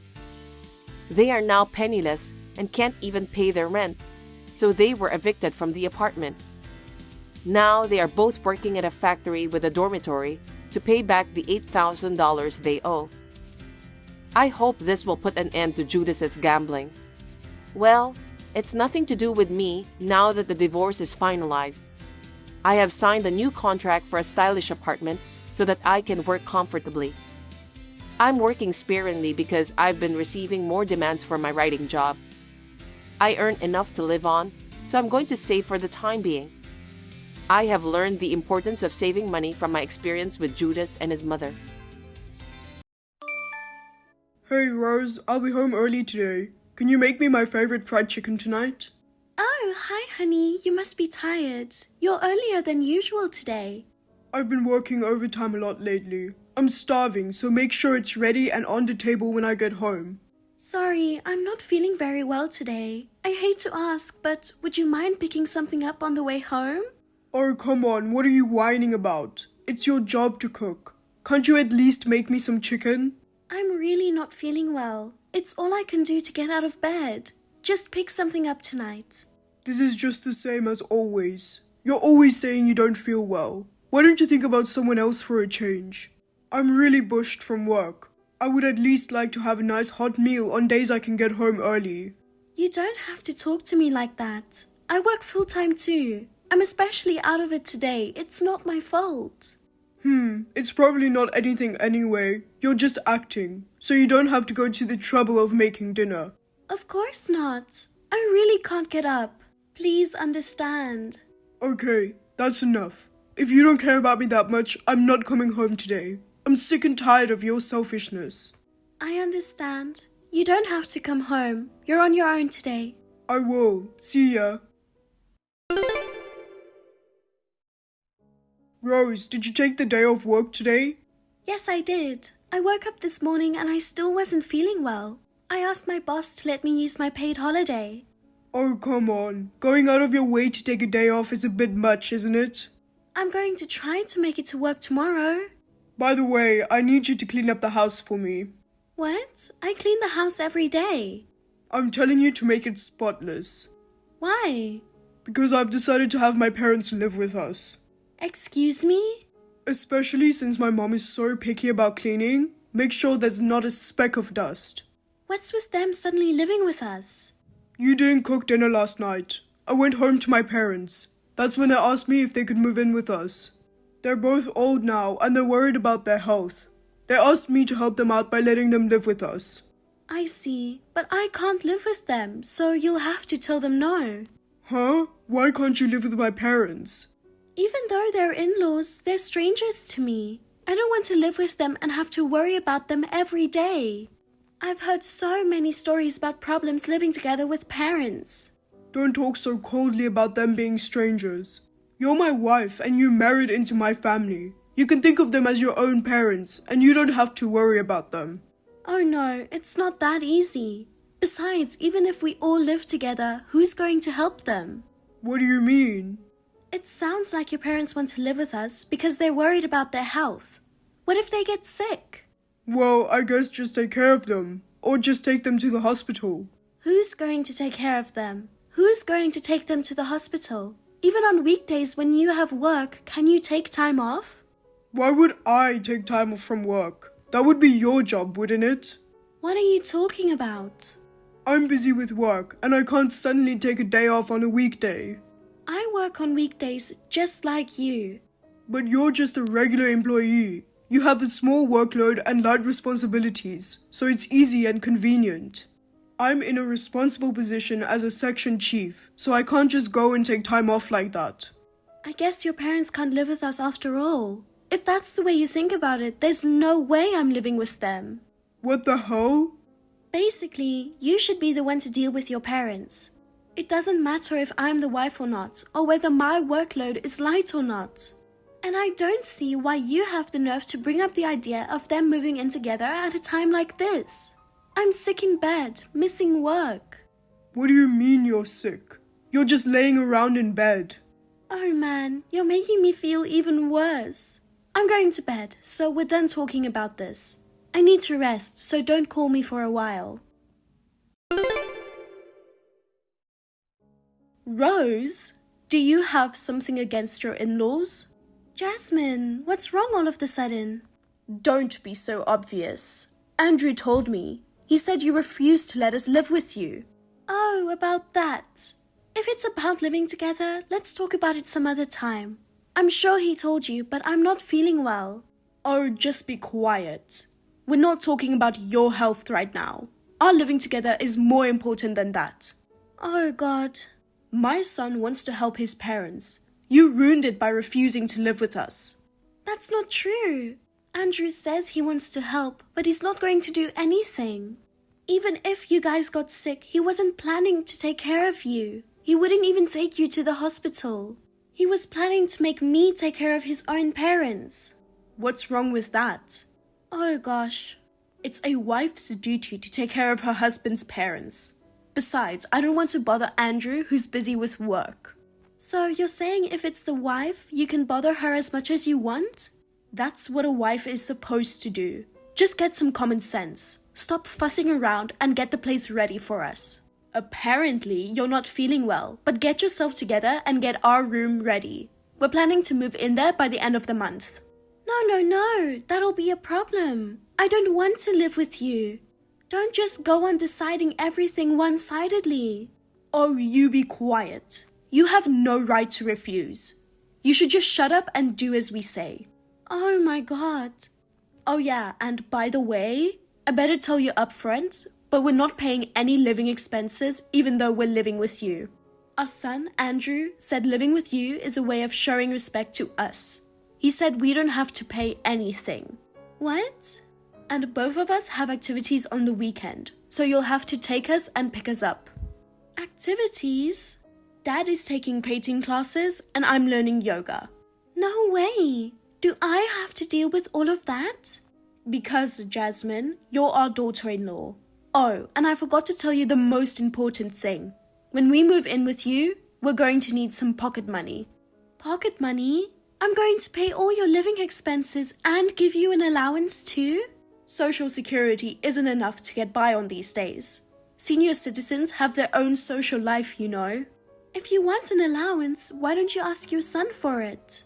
It's hard to ask him to do something so embarrassing. That's why I'd like you to take care of it on the side without telling him. You're both working, so I'm sure you have plenty of money. Oh, this is all just too much. And there's no way I could be able to live with you. I'm really sorry, Jasmine, but we will never live together, so you better give up on it now. What did you just say to me? Well, I have to go now. I think I'm getting even sicker because of you guys. Andrew, I'm going to be hospitalized. What? Hospitalized? Recently, I've been feeling very nauseous and I don't have much appetite at all. So I went to the hospital. It looks like I have a big ulcer from stress. I didn't know it was that serious. I thought it would go away if I just stayed home and slept. I've been working pretty hard lately. Maybe that's why. Oh, come on. How could you have any stress when you don't even work that much? What's going to happen to my life when you're in the hospital? I'll be eating at restaurants every day from now on, and I'll have to clean up after myself. You don't have to talk like that. The doctor says I should stay in the hospital for a week or two, so you'll have to take care of yourself during that time. So you're going to be in the hospital that long? Then I guess we will have to have my parents live with us. What? Live together? They live with us and my mom will take care of the housework.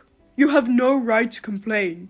It's your fault for getting yourself hospitalized and not being able to do your job.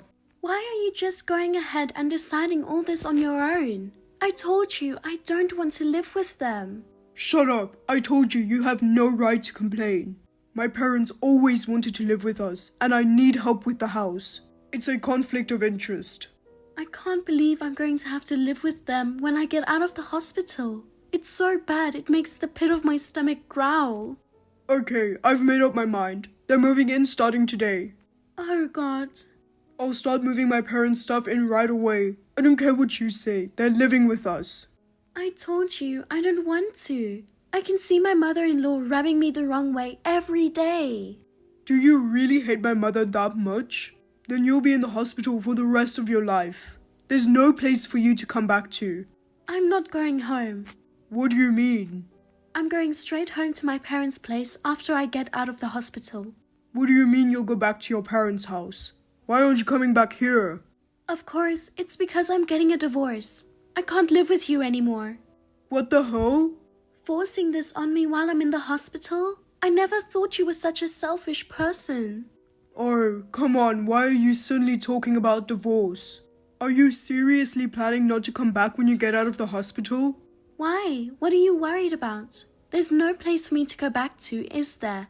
That's just a figure of speech. It's because you wouldn't listen about living with my parents. I thought it'd be a good time to proceed with the plan because you were in the hospital. I thought you would just come home as usual after you got out, and then you'd accept living with them because you had no choice. I've told you again and again, I absolutely refuse to live with them. So I won't accept it because I have no choice, and I'm choosing divorce. Oh, come on now. Or rather, it was because I felt like I couldn't live with you anymore, even before they were going to live with us. What? Me? Hey Andrew, do you know why I got a hole in my stomach from stress? It was because you were working too hard, right? Even though you don't even really have a job title like I do. It's funny that you're working so hard when you don't even have a real job. You're pretty bad at getting your point across. You have no idea. Hard work doesn't just mean your job. I work full-time every day and you leave all the housework to me. On top of that, I have to take care of you. Huh? You've been doing the housework and taking care of me for a long time. It's ridiculous that you're getting stressed out over it now. You've at least had time to rest. In my spare time, I was collecting evidence of your affair. Thanks to that, I didn't have time to sleep at all. What's that? Wait a minute. Hey, what do you mean evidence of my affair? You think I didn't know? I've known about your affair for a long time. The woman you're having an affair with is a temp worker at your office. You pretended to work late and went out with her 4 times a week. It seems you're really into her.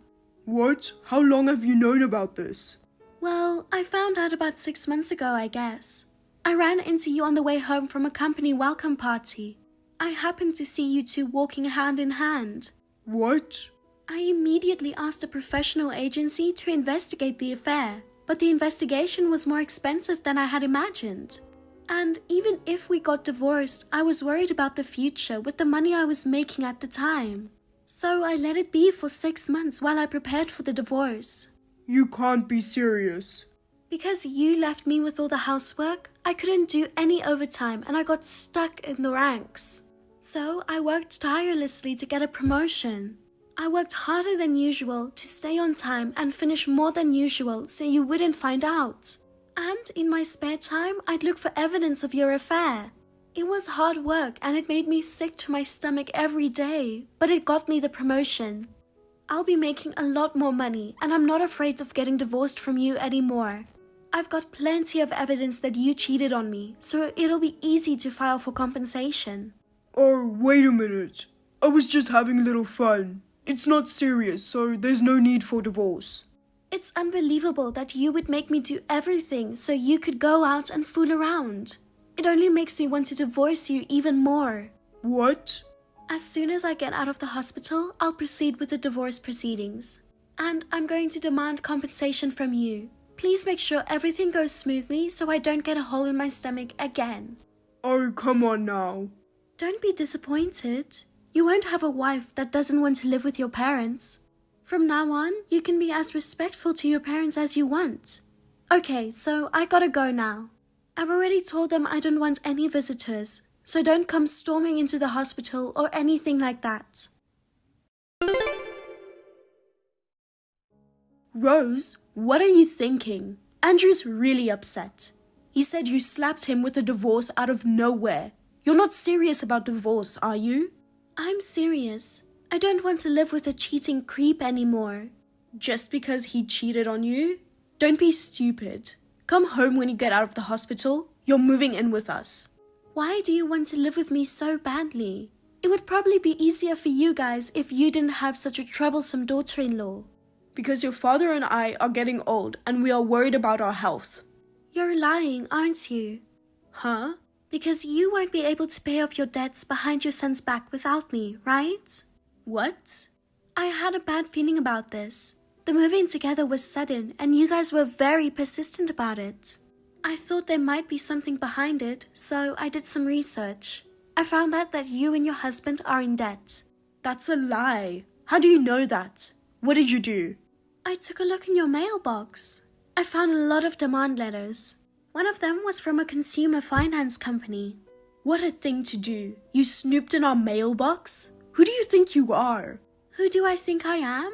Well, I'm your daughter-in-law. It's an invasion of privacy to look at other people's letters. That's insane. Don't talk like I'm not family. Andrew told me that my in-laws are family, not strangers. I didn't even open the letters. If they're family, it's fine to look inside the mailbox, isn't it? What? The reason you asked me to give you some money without telling Andrew, was it to pay off debt? I don't know the specific amount, but it sounds like it's pretty bad. Well, that's... But it is hard, isn't it? Senior citizens have their social life. The monthly fees you pay together for your activities amount to about $800. If you quit that, you could pay off your debts. But you can't stop because you have your social life. If it's too hard for you to do it, I can contact them and tell them you're withdrawing from the classes. Don't do that. Painting and yoga are the only thing we have to live for. Dad seems to enjoy having a beautiful art teacher teach him. And I'm having fun learning yoga from a young, handsome yoga instructor. It's hard to pay off my debt, but I don't want to stop. Well then, go ahead and continue while being in debt. I'm not going to be a family member anymore, so it's none of my business. I'm sure your kind son Andrew will help you out as part of his respect to his parents. Rose, you're already discharged from the hospital, right? Why haven't you come home yet? What are you talking about? I told you I wasn't going home when I got out of the hospital. My mom and dad are waiting for you. Why don't you hurry up and come home? How many times do I have to tell you I'm not going there? We're divorced. We're strangers. Hey, do me a favor, Rose. Will you reconsider the divorce? I was just screwing around. I would never leave you. Cheating is cheating, for fun or not. The fact that you cheated on me doesn't go away. No matter how much you apologize, it's a waste of time. Just get the divorce and pay off your parents' debt. I can't handle that much debt on my own. What? Is it that much? $100,000 in total. I'm so shocked. It's way more than I imagined. How could it be as much as $100,000? They were just spending money on expensive lessons, weren't they? The thing is, I didn't know it either, but they were both spending money left and right.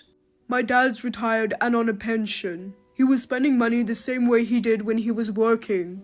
Slowly, their savings started to dwindle until they ran out, and his debt started to mount up. Oh, since you mention it, they both like traveling abroad, don't they? I think they went abroad at least once a year. If you kept doing that while living on a pension, you'd run out of savings. I can't believe my parents were in debt. It's sad how pathetic they are. But, on the contrary, it's a good thing they only have that much.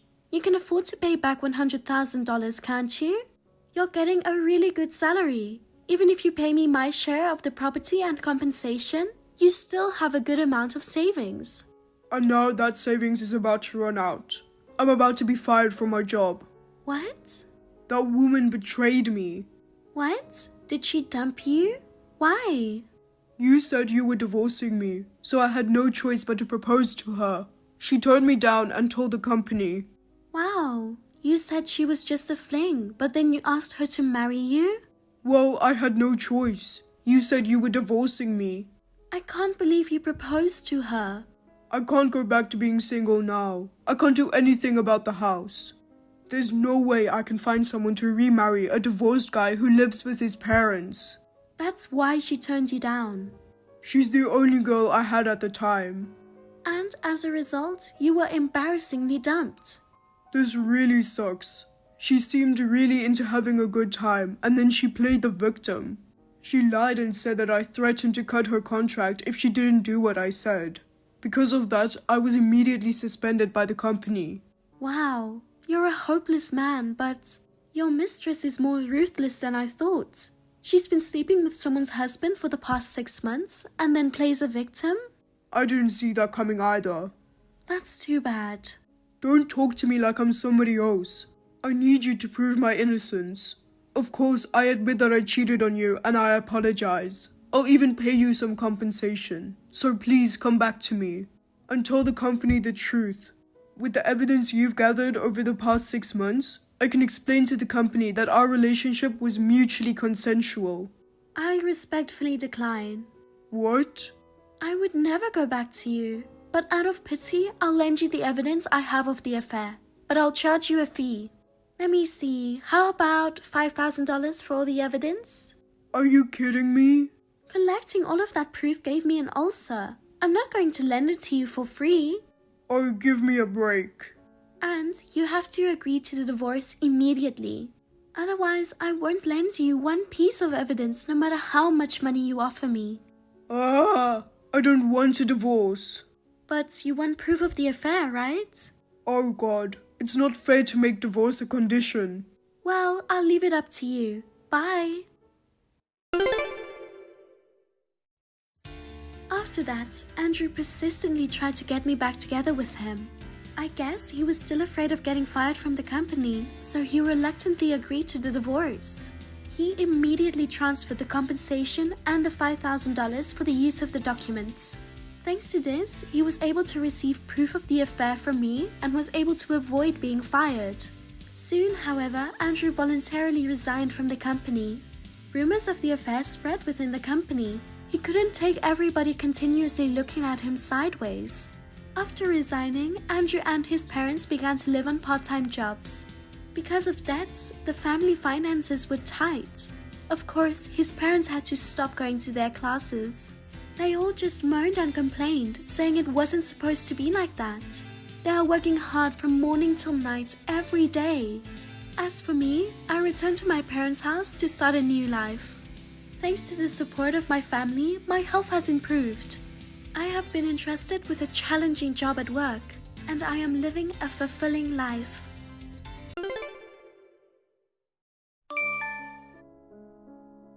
Janet, that fancy dress in your room? What is that? It's a fancy floral pattern, and the sleeves and length are too short. It's inappropriate for a married woman to wear such a flashy dress. I confiscated your dress for you. You should try to wear modest dress, okay? Huh? Sarah? Did you enter this side of the house again without permission? It's connected only by a staircase that's unlocked. Just because it's a two-family layout doesn't mean you can enter without permission. Moreover, you entered the room and stole the dress. Please return my dress right now. Stealing? I'm just educating you. You're a married woman trying to seduce a man with such flashy clothes. I'm just educating you, you insolent daughter-in-law. I didn't keep it for myself to wear. As you know, I work as a designer, so I have a lot of clothes. I have dozens of dresses. So what? You designed these disgusting clothes. Your work is vulgar. Who walks around in those vulgar clothes? I know who it is. I know that you stole the clothes from my room and wear them. You often go out with your friends for shopping and coffee. What? And I hate to say this, but we don't have such bold mini lengths and short sleeves. We're more of an elegant brand for adults. If it's too short, then it's simply not the right size. What do you mean? Speak up! Can I say it? It means you are very fat. Huh? Well, it's true that I've been a little concerned about it lately, but I can tell without being told that you stole these clothes and wear them without permission. The fabric and elastic are unusually stretched and so on. If you force yourself to wear clothes that don't fit, the design will be ruined and it won't look good. I suggest you wear a size that is right for you. I understand. I can just return it. I'll bring it back later.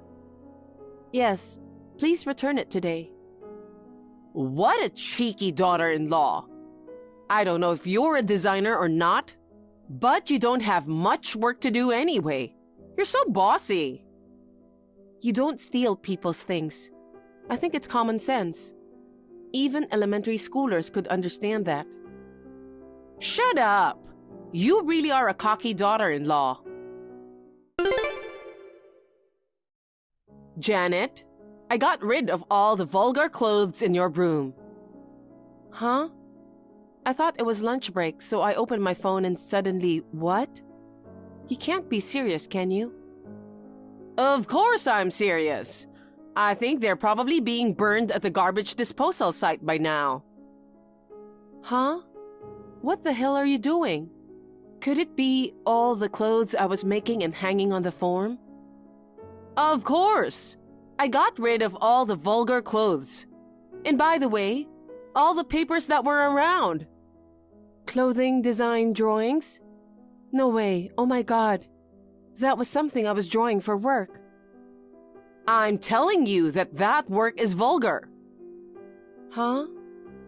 You quit your work. If you think about it, you're cheeky. I think it's because you're in a flashy world like the apparel industry. You seem to think you're so smart just because you can make some clothes. But the clothes you make are gaudy and vulgar like garbage. Only a whore would wear those clothes. As a wife, a pair of sweatshirts, jeans, and an apron are enough. I threw away all those fancy, non-functional trash clothes. I bought you clothes that are appropriate for a wife instead. From now on, you are to wear it. You are a wife too. You have a lot of gaudy clothes. I'm fine. Besides, my oldest son, Bob, and my second son, Zach, both of my sons are interested in the apparel industry and are actually working in it. And yet, if I, as their mother, am not a fashion-conscious and attractive woman, it would be a disservice to them and to the world. That's why I'm fine. So I don't need to worry about what I wear because I'm married? Yes, especially you. It's a disturbing concept for educating wife. Huh? Educating wife? I'm saying that as the wife and the daughter-in-law of this house, I will discipline you. You are to sleep on our side of the household starting tonight. Oh, and that you're to report your resignation to the company before you come back. I got rid of all the clothes in your room, so you wouldn't be able to work even if you wanted to. You took the liberty of getting rid of my clothes for that? That's right. So you'll have to resign, right? That's right. Nonsense. Huh? I have to go to a client after lunch, so if you'll excuse me. Nonsense? I will not tolerate your outbursts against me, your husband's mother. I thought I would start in earnest tomorrow, but I've changed my plans. Starting today, I will thoroughly educate you. You go home prepared. I know all about your shallow wiles. You think you fooled me, but you haven't. Last night, I thought you didn't come home. I was right. You came back in the early morning. You seem to be sneaking around, but I can easily spot you when I see your car. And since you got home early in the morning, I can't believe you slept until this hour. What a slovenly person. If you are the wife of the family, you should get up at 5 a.m. every morning to make breakfast for your husband. What's more unforgivable is this red wine I found in the kitchen. It's really outrageous that you would buy something so extravagant. The wife should just drink tap water. It is unforgivable that you would buy such a luxury item without telling your husband. I couldn't help but lose my temper and pour wine on you while you were sleeping. But this time of year, I'm sure it would have been enough to get to the core of your body. The blanket got wet, and now you can't go back to sleep. That's right. Let's do this every morning. It's a perfect custom to signal the start of a day of your education. Okay then, it's decided. Starting today, I will educate you. I'll pour red wine over your head to wake you up in the morning. What? Sarah? Come on. Get up quickly and come to the kitchen on our side of the house. I was on a business trip last night and didn't come home. Huh? After texting you yesterday afternoon, I flew to LA branch. So I'm at a business hotel in LA right now. To LA? On a business trip? Huh? Didn't I tell you? Janet, what are you talking about? I won't allow such excuses just because you don't want me to educate you. Just get on with it and come to the kitchen on our side. I'm in LA, so I can't. You're lying because your car is in the garage. I didn't use it yesterday, so it must have been sitting there all day. Huh? But you always sleep in the room next to the living room, don't you? That's where you were sleeping. Could it be Zach? Huh? Zach? Bob and Zach, both brothers, are off duty today. Last night, they said they'll stay with our side because they're going to play a game. Huh? Also, they asked me if they could borrow a blanket for visitors and sleep in the other room. I usually sleep there. I'm not home, so no problem. I said okay. I don't know about the wine. Didn't they buy it for them to drink together? Huh? Then I poured wine over... Did you pour it on him without even looking at him? Because I was afraid that if I stayed too long, they would fight back. I poured wine on him and immediately ran away to the other side of the house. Could it be that... Wouldn't it be better to go and check immediately who you have poured red wine on? No way! Janet, you've caused me a lot of trouble. Come back quickly and reflect on what you've done. I don't know what I should be sorry for. Can you please stop blaming others? You have a lot to be sorry for. If only you had quit your job and educated yourself. You meant to say that it was supposed to be me, not Zach, who had wine poured on him this morning. That's right. That's what was supposed to happen. It's an education for you, so it should have happened, and yet... Zach apologized to me on the phone. Huh? Because of that, Zach is resigning. What? What do you mean? How can pouring wine on Zach by mistake lead to his resignation? Well, because his mother was bullying the president of his own company. What? The president? If I were in his position, I would have felt the same responsibility. Wait a minute, Janet. What are you talking about, the president of his company? Yes, you're right. I should just reveal it already. Until now, I didn't talk about it because of Bob and Zach's intention, but... So what? The president of the apparel company that Bob and Zach work for. Actually, it's me. What? The company was originally started by a small group of people, including me as the main designer. Thankfully, the company became popular and grew in size. We were able to afford to hire employees like Bob and Zach. Now I work as the president and designer. Why did you keep such an important thing from me? If you know that your daughter-in-law is in a superior position to your own two sons, he said that you would likely bully me. Bob and Zach both suggested to me before we got married that we should wait and see how things would turn out. But in the end, you said, I'm going to educate my daughter-in-law. You were so excited that you poured red wine on me. Zach was so shocked to see his mother's foolishness that he said he was so sorry that he was resigning from his job. Oh no! Of course, Zach is an excellent employee. I tried to dissuade him, telling him that if he quit now, it would be a big blow to the company. Oh, I see. So he is not going to do something stupid like resigning, isn't he? How can you say that in your position? Why don't you think about who did the stupidest thing? Zach is a full-fledged man.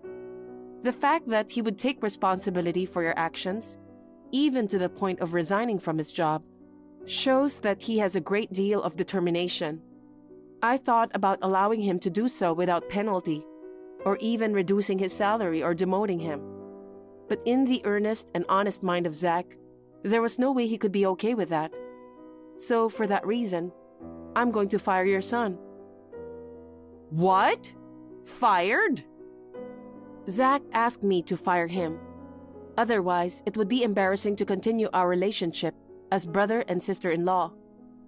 He wants to make sure that he gets his comeuppance.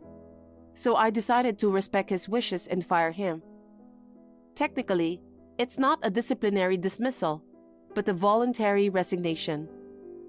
He will receive severance pay and other benefits. Zach asked me to make it a disciplinary action, but I didn't give in. We both agreed, and this is the result. But whose fault is it that we ended up like this in the first place? You understand, don't you? Oh my God. I can't believe Zach resigned because of me. To apologize to someone like you and ask you to let him go? I can't believe you made him do such a humiliating thing. Are you still saying that? Sarah, you still don't understand the gravity of what you've done. You're just making this bigger than it is. I don't know if you're the president or what, but get over yourself. I won't allow you to disrespect Zach any longer. It's not just Zach. This goes for my husband Bob too. Huh? Even Bob? Bob's resignation hasn't been accepted yet. After he finishes dealing with the massive loss that you've incurred, he will resign from the company. I beg your pardon. What loss? I just poured wine on Zach. Don't tell me you've forgotten already. It's all the clothes you threw away. Huh? I'm sure they're probably in ashes in the landfill by now. Including the unpublished design drawings, they were company property. I'll make sure you're to compensate for the damage. What? Compensation for damages? What do you mean? Zach and Bob will discuss the details with your husband tonight. At that time, please have your two sons explain to you. They longed to be in the apparel industry and fulfilled their dream to join my company. But because of you, their dreams were cut short by you, even though they were outstanding employees. Huh? Wait a minute. Is it my fault? I would have liked to be there if I could, but unfortunately, I'm in LA right now. Now, if you'll excuse me. Please, it was my fault. So please don't make me pay for the damages. That's impossible. It's not a personal decision. It's a company-wide decision. It's crazy of you to take money from my family. Family? Didn't you discuss this with them? Of course we did, but I can't stop it, so I'm asking you to do it. Zach is trying to protect his girlfriend, whom he is currently dating, from you bullying her. He's going to be taken into her family, and he's going to start all over again, looking for a job from scratch. And Bob and I will end our cohabitation at the end of this month. That's what you heard too, right? Can't you understand that we don't consider you a family member anymore? Not only that, even my husband. He started saying he was divorcing me. I've already heard that too. Your husband's decision surprised me too, but I don't blame him. Why? Don't you understand? I don't understand. We've been a successful family all this time. Is that really true? What? I can't say much, but I only know what I've heard from Bob and Zach. But you, as a mother and a wife in this family, Have you ever thought about how well you were able to fulfill that role? I'm always perfect. Well, I'm not sure that's a good answer. What? No, I don't think you'd take this very well if I told you, so I'm not going to do it. What? What is that? Who do you think you are? Say it, Janet. I think it's best if you realize it yourself, so I won't say it. What? Since we are no longer living together, I will not be visiting your side of the house for the remainder of the term. We'll be filing a formal claim for damages as soon as possible. Wait a minute. Let bygones be bygones, and stop with the compensation. Then, don't dismiss my sons. And tell my husband and sons to desist. If they leave, who will make the money? I won't be able to make a living. I'll make sure I get along with you from now on, so please don't leave. I think that's your problem, isn't it? Huh? Well, I know it's a little early to say this, but thank you for everything. Hey, Janet! Bye. After that, first of all, we dissolved our cohabitation with my mother-in-law. After the standstill, my parents-in-law's divorce was finalized. As for the damages from my company, they paid me back in one lump sum with the money from our property division. As a result, she lost her living expenses and she was left alone, started working part-time in tears. However, she had never worked before and seemed to be stressed by being supervised by a boss who was younger than her. She had been getting into trouble at her part-time job, resigning from her job and moving from one place to another. After the compensation case was settled, my husband resigned from the company as he declared. I thought it was a little too harsh, but Zach also quit because he took responsibility. He resigned, saying that he would learn from his older brother's example and give himself a clean bill of health. Now Bob is working hard with Zach to launch a new brand.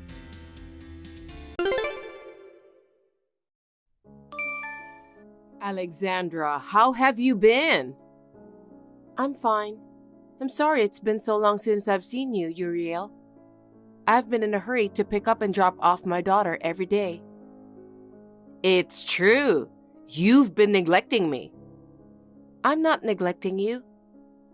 But it must have been hard for Megan too. She was looking forward to her elementary school life so much. She's finally getting used to it, and just when it's about to be summer vacation, she broke her arm. I think teachers should pay more attention to each student. Well, I'm sure she was careless too. She was injured while playing in the schoolyard during lunch break. It can't be helped, but she's recovering well. I can't believe you didn't scold her. You have to be stricter with her. You really irritate me. I'm sorry. It's fine to be mild-mannered, but if you don't say what needs to be said, people will underestimate you. I know. Anyway, how may I help you? Oh, I have some clothes I ordered to be amended at the department store the other day. It's supposed to be finished tomorrow, so I was wondering if you could take and deliver it to me. I can't drive, so I have no choice. Tomorrow? Megan's school doesn't start until noon tomorrow, so I have to pick her up early. What does this have to do with Megan's pickup? I have to pick her up at the time she leaves school, so I don't have time to take and deliver those clothes to you. It takes me almost an hour each way to get there. It's a 2-hour round trip, so it should be enough time to pick her up from school, right? There are some roads that are inevitably congested. What about the day after tomorrow? I'm sure I can deliver them to you since I have plenty of time to spare. I'm asking you to deliver it to me tomorrow. You can't listen to what I told you? That's not what I meant. If I'm going to visit you, I'd like to do it in a relaxed manner. I don't care if it's relaxing or rushed. I just want my clothes delivered. It's not that I want to meet you. Don't make excuses. Just shut up and do what you're told. I understand. I'll deliver them tomorrow. I'll tell Megan to wait for me at school. Please do so. Charles, can I talk to you now? As long as it's not a phone call, I can talk to you. What's up? I know I should have waited until tonight, but I might forget about that, so that's why I texted you. What is it? I'm going to your mother's house tomorrow. I thought I'd let you know. She called you again? What did she say? Your mother ordered to have her clothes amended at the department store, so she wants me to deliver them tomorrow. What? Why go to all that trouble? It's not like she's going to wear it right away, is it? What was Mom thinking, sending you back and forth just for that? I don't mind delivering it, but Megan has morning classes tomorrow, so I'll tell her that I might be a little late. You're really a kind person, Alexandra. If you can't go, you can just say no, okay? Mom always asks you whatever she wants you to do. If you keep listening to her requests, she will just keep asking you more. That's okay. I'm your wife, so that's part of my duties. I'm really sorry. Mom should have told me about that. Isn't it because you tend to get angry at her easily? I can't help it since she's been treating you so badly. I don't really care about that, so don't worry. Thanks. Alexandra, can I have a word with you? Yes, what is it? I've had some kind of chill since this morning. What? Did you catch a cold? Are you all right? I can't get out of bed because I'm shaking. I'm sorry, but could you come and cook my lunch and dinner? Maybe you should go to the hospital, don't you think so? Yes, I'll go when it gets worse. But it's important to take in nutrition to cure illnesses, isn't it? Yes, I understand. I'll go prepare now. Is there anything else you need? I'm just trying to get my strength up and get well soon. So I need you to bring me a delicious vanilla ice cream and fruits rich in vitamin C. I guess that's all. I don't know if I can find any fruit, but I'll look for it. Please lay down on the bed until I get there. If your condition worsens, I'll take you to the hospital. I'll do it as soon as I can. Thank you. That's very helpful. Charles, if you're busy at work, feel free to ignore this message. I just got a call from your mother. It looks like she couldn't get up, so she wanted me to come over and cook lunch and dinner. I was so surprised that I rushed over. Surprisingly, your mother seemed to be fine, so I was relieved. Huh? You were called out again? I don't think you should have listened to her. Don't talk like that. It could be true, right? She's not feeling well and she wants you to come over to make her lunch and dinner. Mostly, if you're not feeling well, you lose your appetite, don't you? It's just an excuse to get you to cook for her. I wonder. Didn't she ask for anything else? She wanted me to get her some ice cream and fruits. See? Mom was just jerking around. What? You don't have to do anything that Mom wants you to do. I don't want her to control you like that. I'll give Mom a warning too. I understand, but don't be too harsh. I know your mother is lonely since she lives alone. I understand how you feel, but I'm going to give her a little more warning this time, because you are not Mom's slave. Okay. Alexandra, can I talk to you? Hello, Uriel. How can I help you? It's almost time for Megan's summer vacation, right? Yes, somehow she managed to get through the first semester.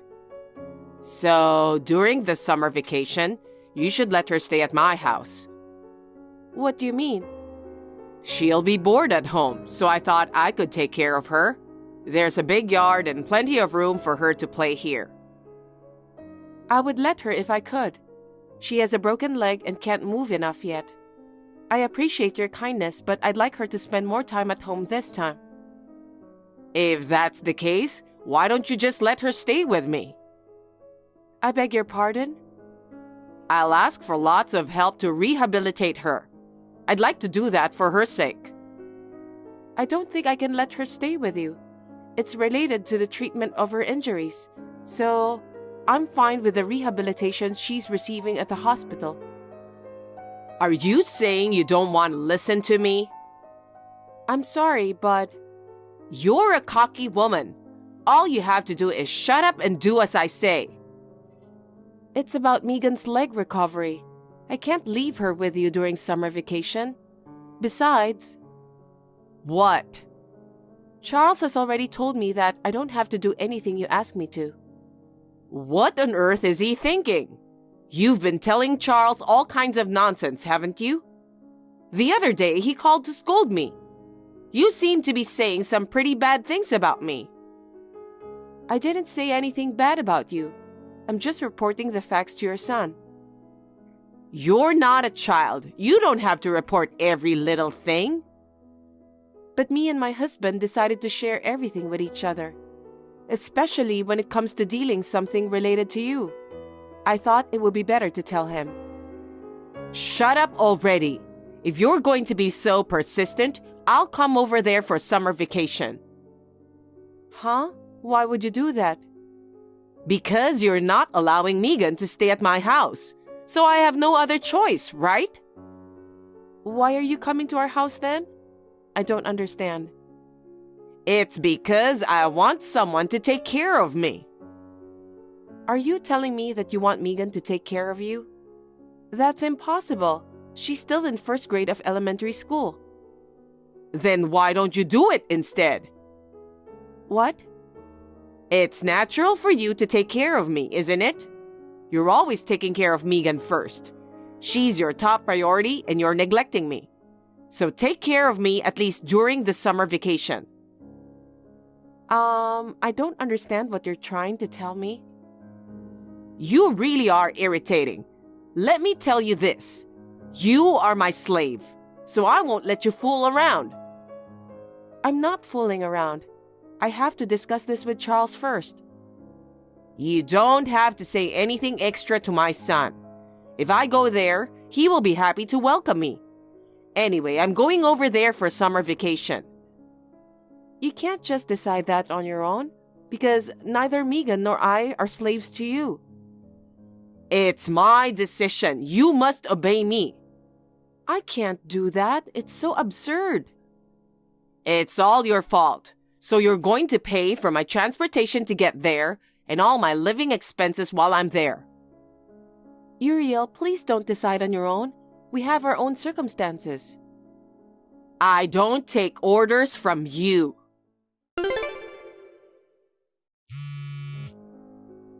Alexandra, answer the phone.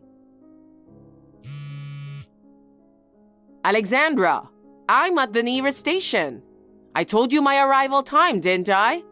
Aren't you going to pick me up? I can't find you anywhere. Uriel, I'm sorry. I'm busy now, so I can't pick you up. Huh? I told you the time of arrival. So why are you busy at this hour? You knew I was coming, so you should have prepared yourself. I'm sorry. I haven't had a chance to read any of your messages for the past few days. Why haven't you looked at it? You're a real goof. You're such a slow learner. Geez, I can't pick you up because I'm busy. I don't care if you're busy or not. I came all the way here for you. Pick me up right away. I can't. Huh? Why not? I told you that you are my slave. Come here at once. Stop right away or I'm gonna lose my temper. I'm not your slave. What's with that tone? Well, okay. If you insist, I'll take a cab. In return, you'd better remember that. I'll make sure you get plenty of punishment. Hey, Alexandra. I just arrived at the apartment. Oh, really? Can you explain what's happening? What do you mean? I rang the bell, but there was no answer. And as far as I can see from the window from the outside, the curtains are off too. I really have no idea what happened. We're not there anymore. So you're out? When are you coming back? We won't be back. What? When I told Charles that you are coming during Megan's summer vacation, he got very angry. You told him about that? I told you not to do anything unnecessary. That's not how it works.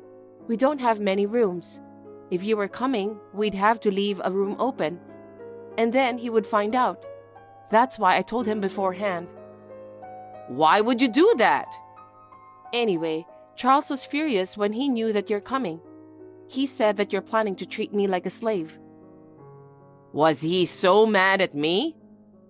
Yes, he said no matter how many times he warned you, it didn't work. So he suddenly decided to move out. Move out? That's not what I heard. You guys aren't staying in this apartment anymore? That's right. Charles insisted, so we moved out suddenly. Huh? What the hell is that? Well, I'm coming over there, so give me your address. You're making me go through all this trouble? You're a useless wife. Sorry for that, old hag. Hey, watch your language. It's me, Charles. Stop pretending to be Charles. This is Alexandra's phone, right? I've been looking at your messages from a while ago. What? Are you really Charles? Yes, I am. Mom, I've warned you many times before. Don't ask Alexandra to do anything unreasonable. I didn't mean it that way. Is it so unreasonable for me to go visit my grandchild during her summer vacation? That's too selfish. You knew about Megan's treatment, don't you? And you're planning to make her take care of you? That's crazy. No, I was planning to take care of her. Don't lie to me. I heard you told my wife that she's a slave. Did I? Even if you didn't, what you're doing is the same thing. You ask her to run errands that take nearly an hour one way, but are of no importance to you. You pretended to be ill to make her prepare meals and do the shopping for you. And you made her pay for all the expenses, right? But she did that voluntarily. It's obvious since she's your wife. Alexandra is a kind woman. She's too good for me. I can't forgive you for treating her like a slave. Charles, please listen to me. I don't want you to get close to my wife anymore. Alexandra is my precious wife. I don't want to see you treating her badly. It makes me sad. I didn't mean to treat her badly. Then what was your true intention? It's because I was lonely and alone. I'm gonna cut ties with you from now on. I don't want you to take advantage of my precious family members anymore. Charles, wait! I did that because I felt lonely since I live alone. I don't want to cut ties with you. Calm down and think twice. I'm afraid it's been decided. It's all your fault, Alexandra. Looks like Charles has got angrier than I imagined. He insisted to move out to a place you don't know. What are you talking about? Are you trying to take Charles away from me? I've been living alone since I lost my husband. It's your fault, so do something about it. I can't do anything to fix this matter.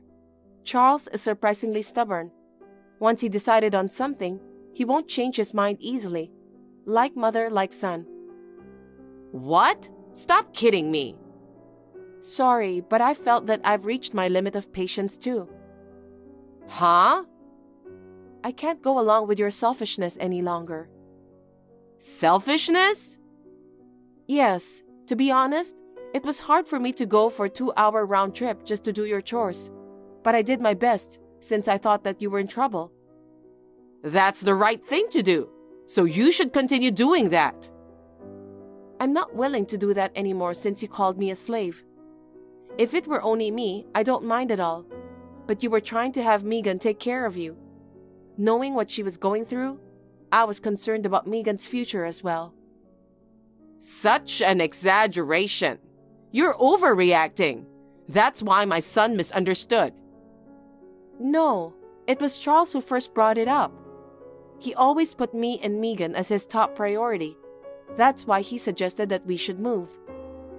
You got to be kidding me. There's no way Charles would do such a thing. You talked to him earlier, didn't you? I'm sure he said so too. Oh no, let me talk with Charles again. Since he said that he already cut ties with you, he isn't willing to talk to you. He also said that he doesn't want a mother who treats his family like slaves. Did he say that? That's a lie. You're just trying to take Charles away from me. I'm not trying to take him away from you. I'm his wife. I'm just following his lead. I'm just doing my duty. Stop talking nonsense. If you are his wife, you must convince him. How should I do that? You can ask him to forgive his mother, or persuade him to invite me to your house. If you don't do that, I'll be all alone. Like I said before, Charles is a stubborn man. Once he decided on something, he won't listen to other people's opinion. Then give me your new address. I can't do that. Why not? Because you will come barging in. I can't let you do that. Don't say that. I won't call you a slave anymore. Don't say that you're going to cut me off too. We talked about it as a married couple and decided, so we won't change our mind. We can't take care of you anymore. Take care. You don't have to worry about us. Alexandra, please, forgive me. I apologize to Megan too. Don't leave me alone. I think Charles has warned you a lot. That's what I heard. But you didn't change your attitude, so this is the consequence. But from now on, I will change my behavior. Charles said that it's impossible for you to change, since you didn't listen when he warned you. That's terrible. I agree with my husband. If I don't do anything, I'll make Charles feel bad.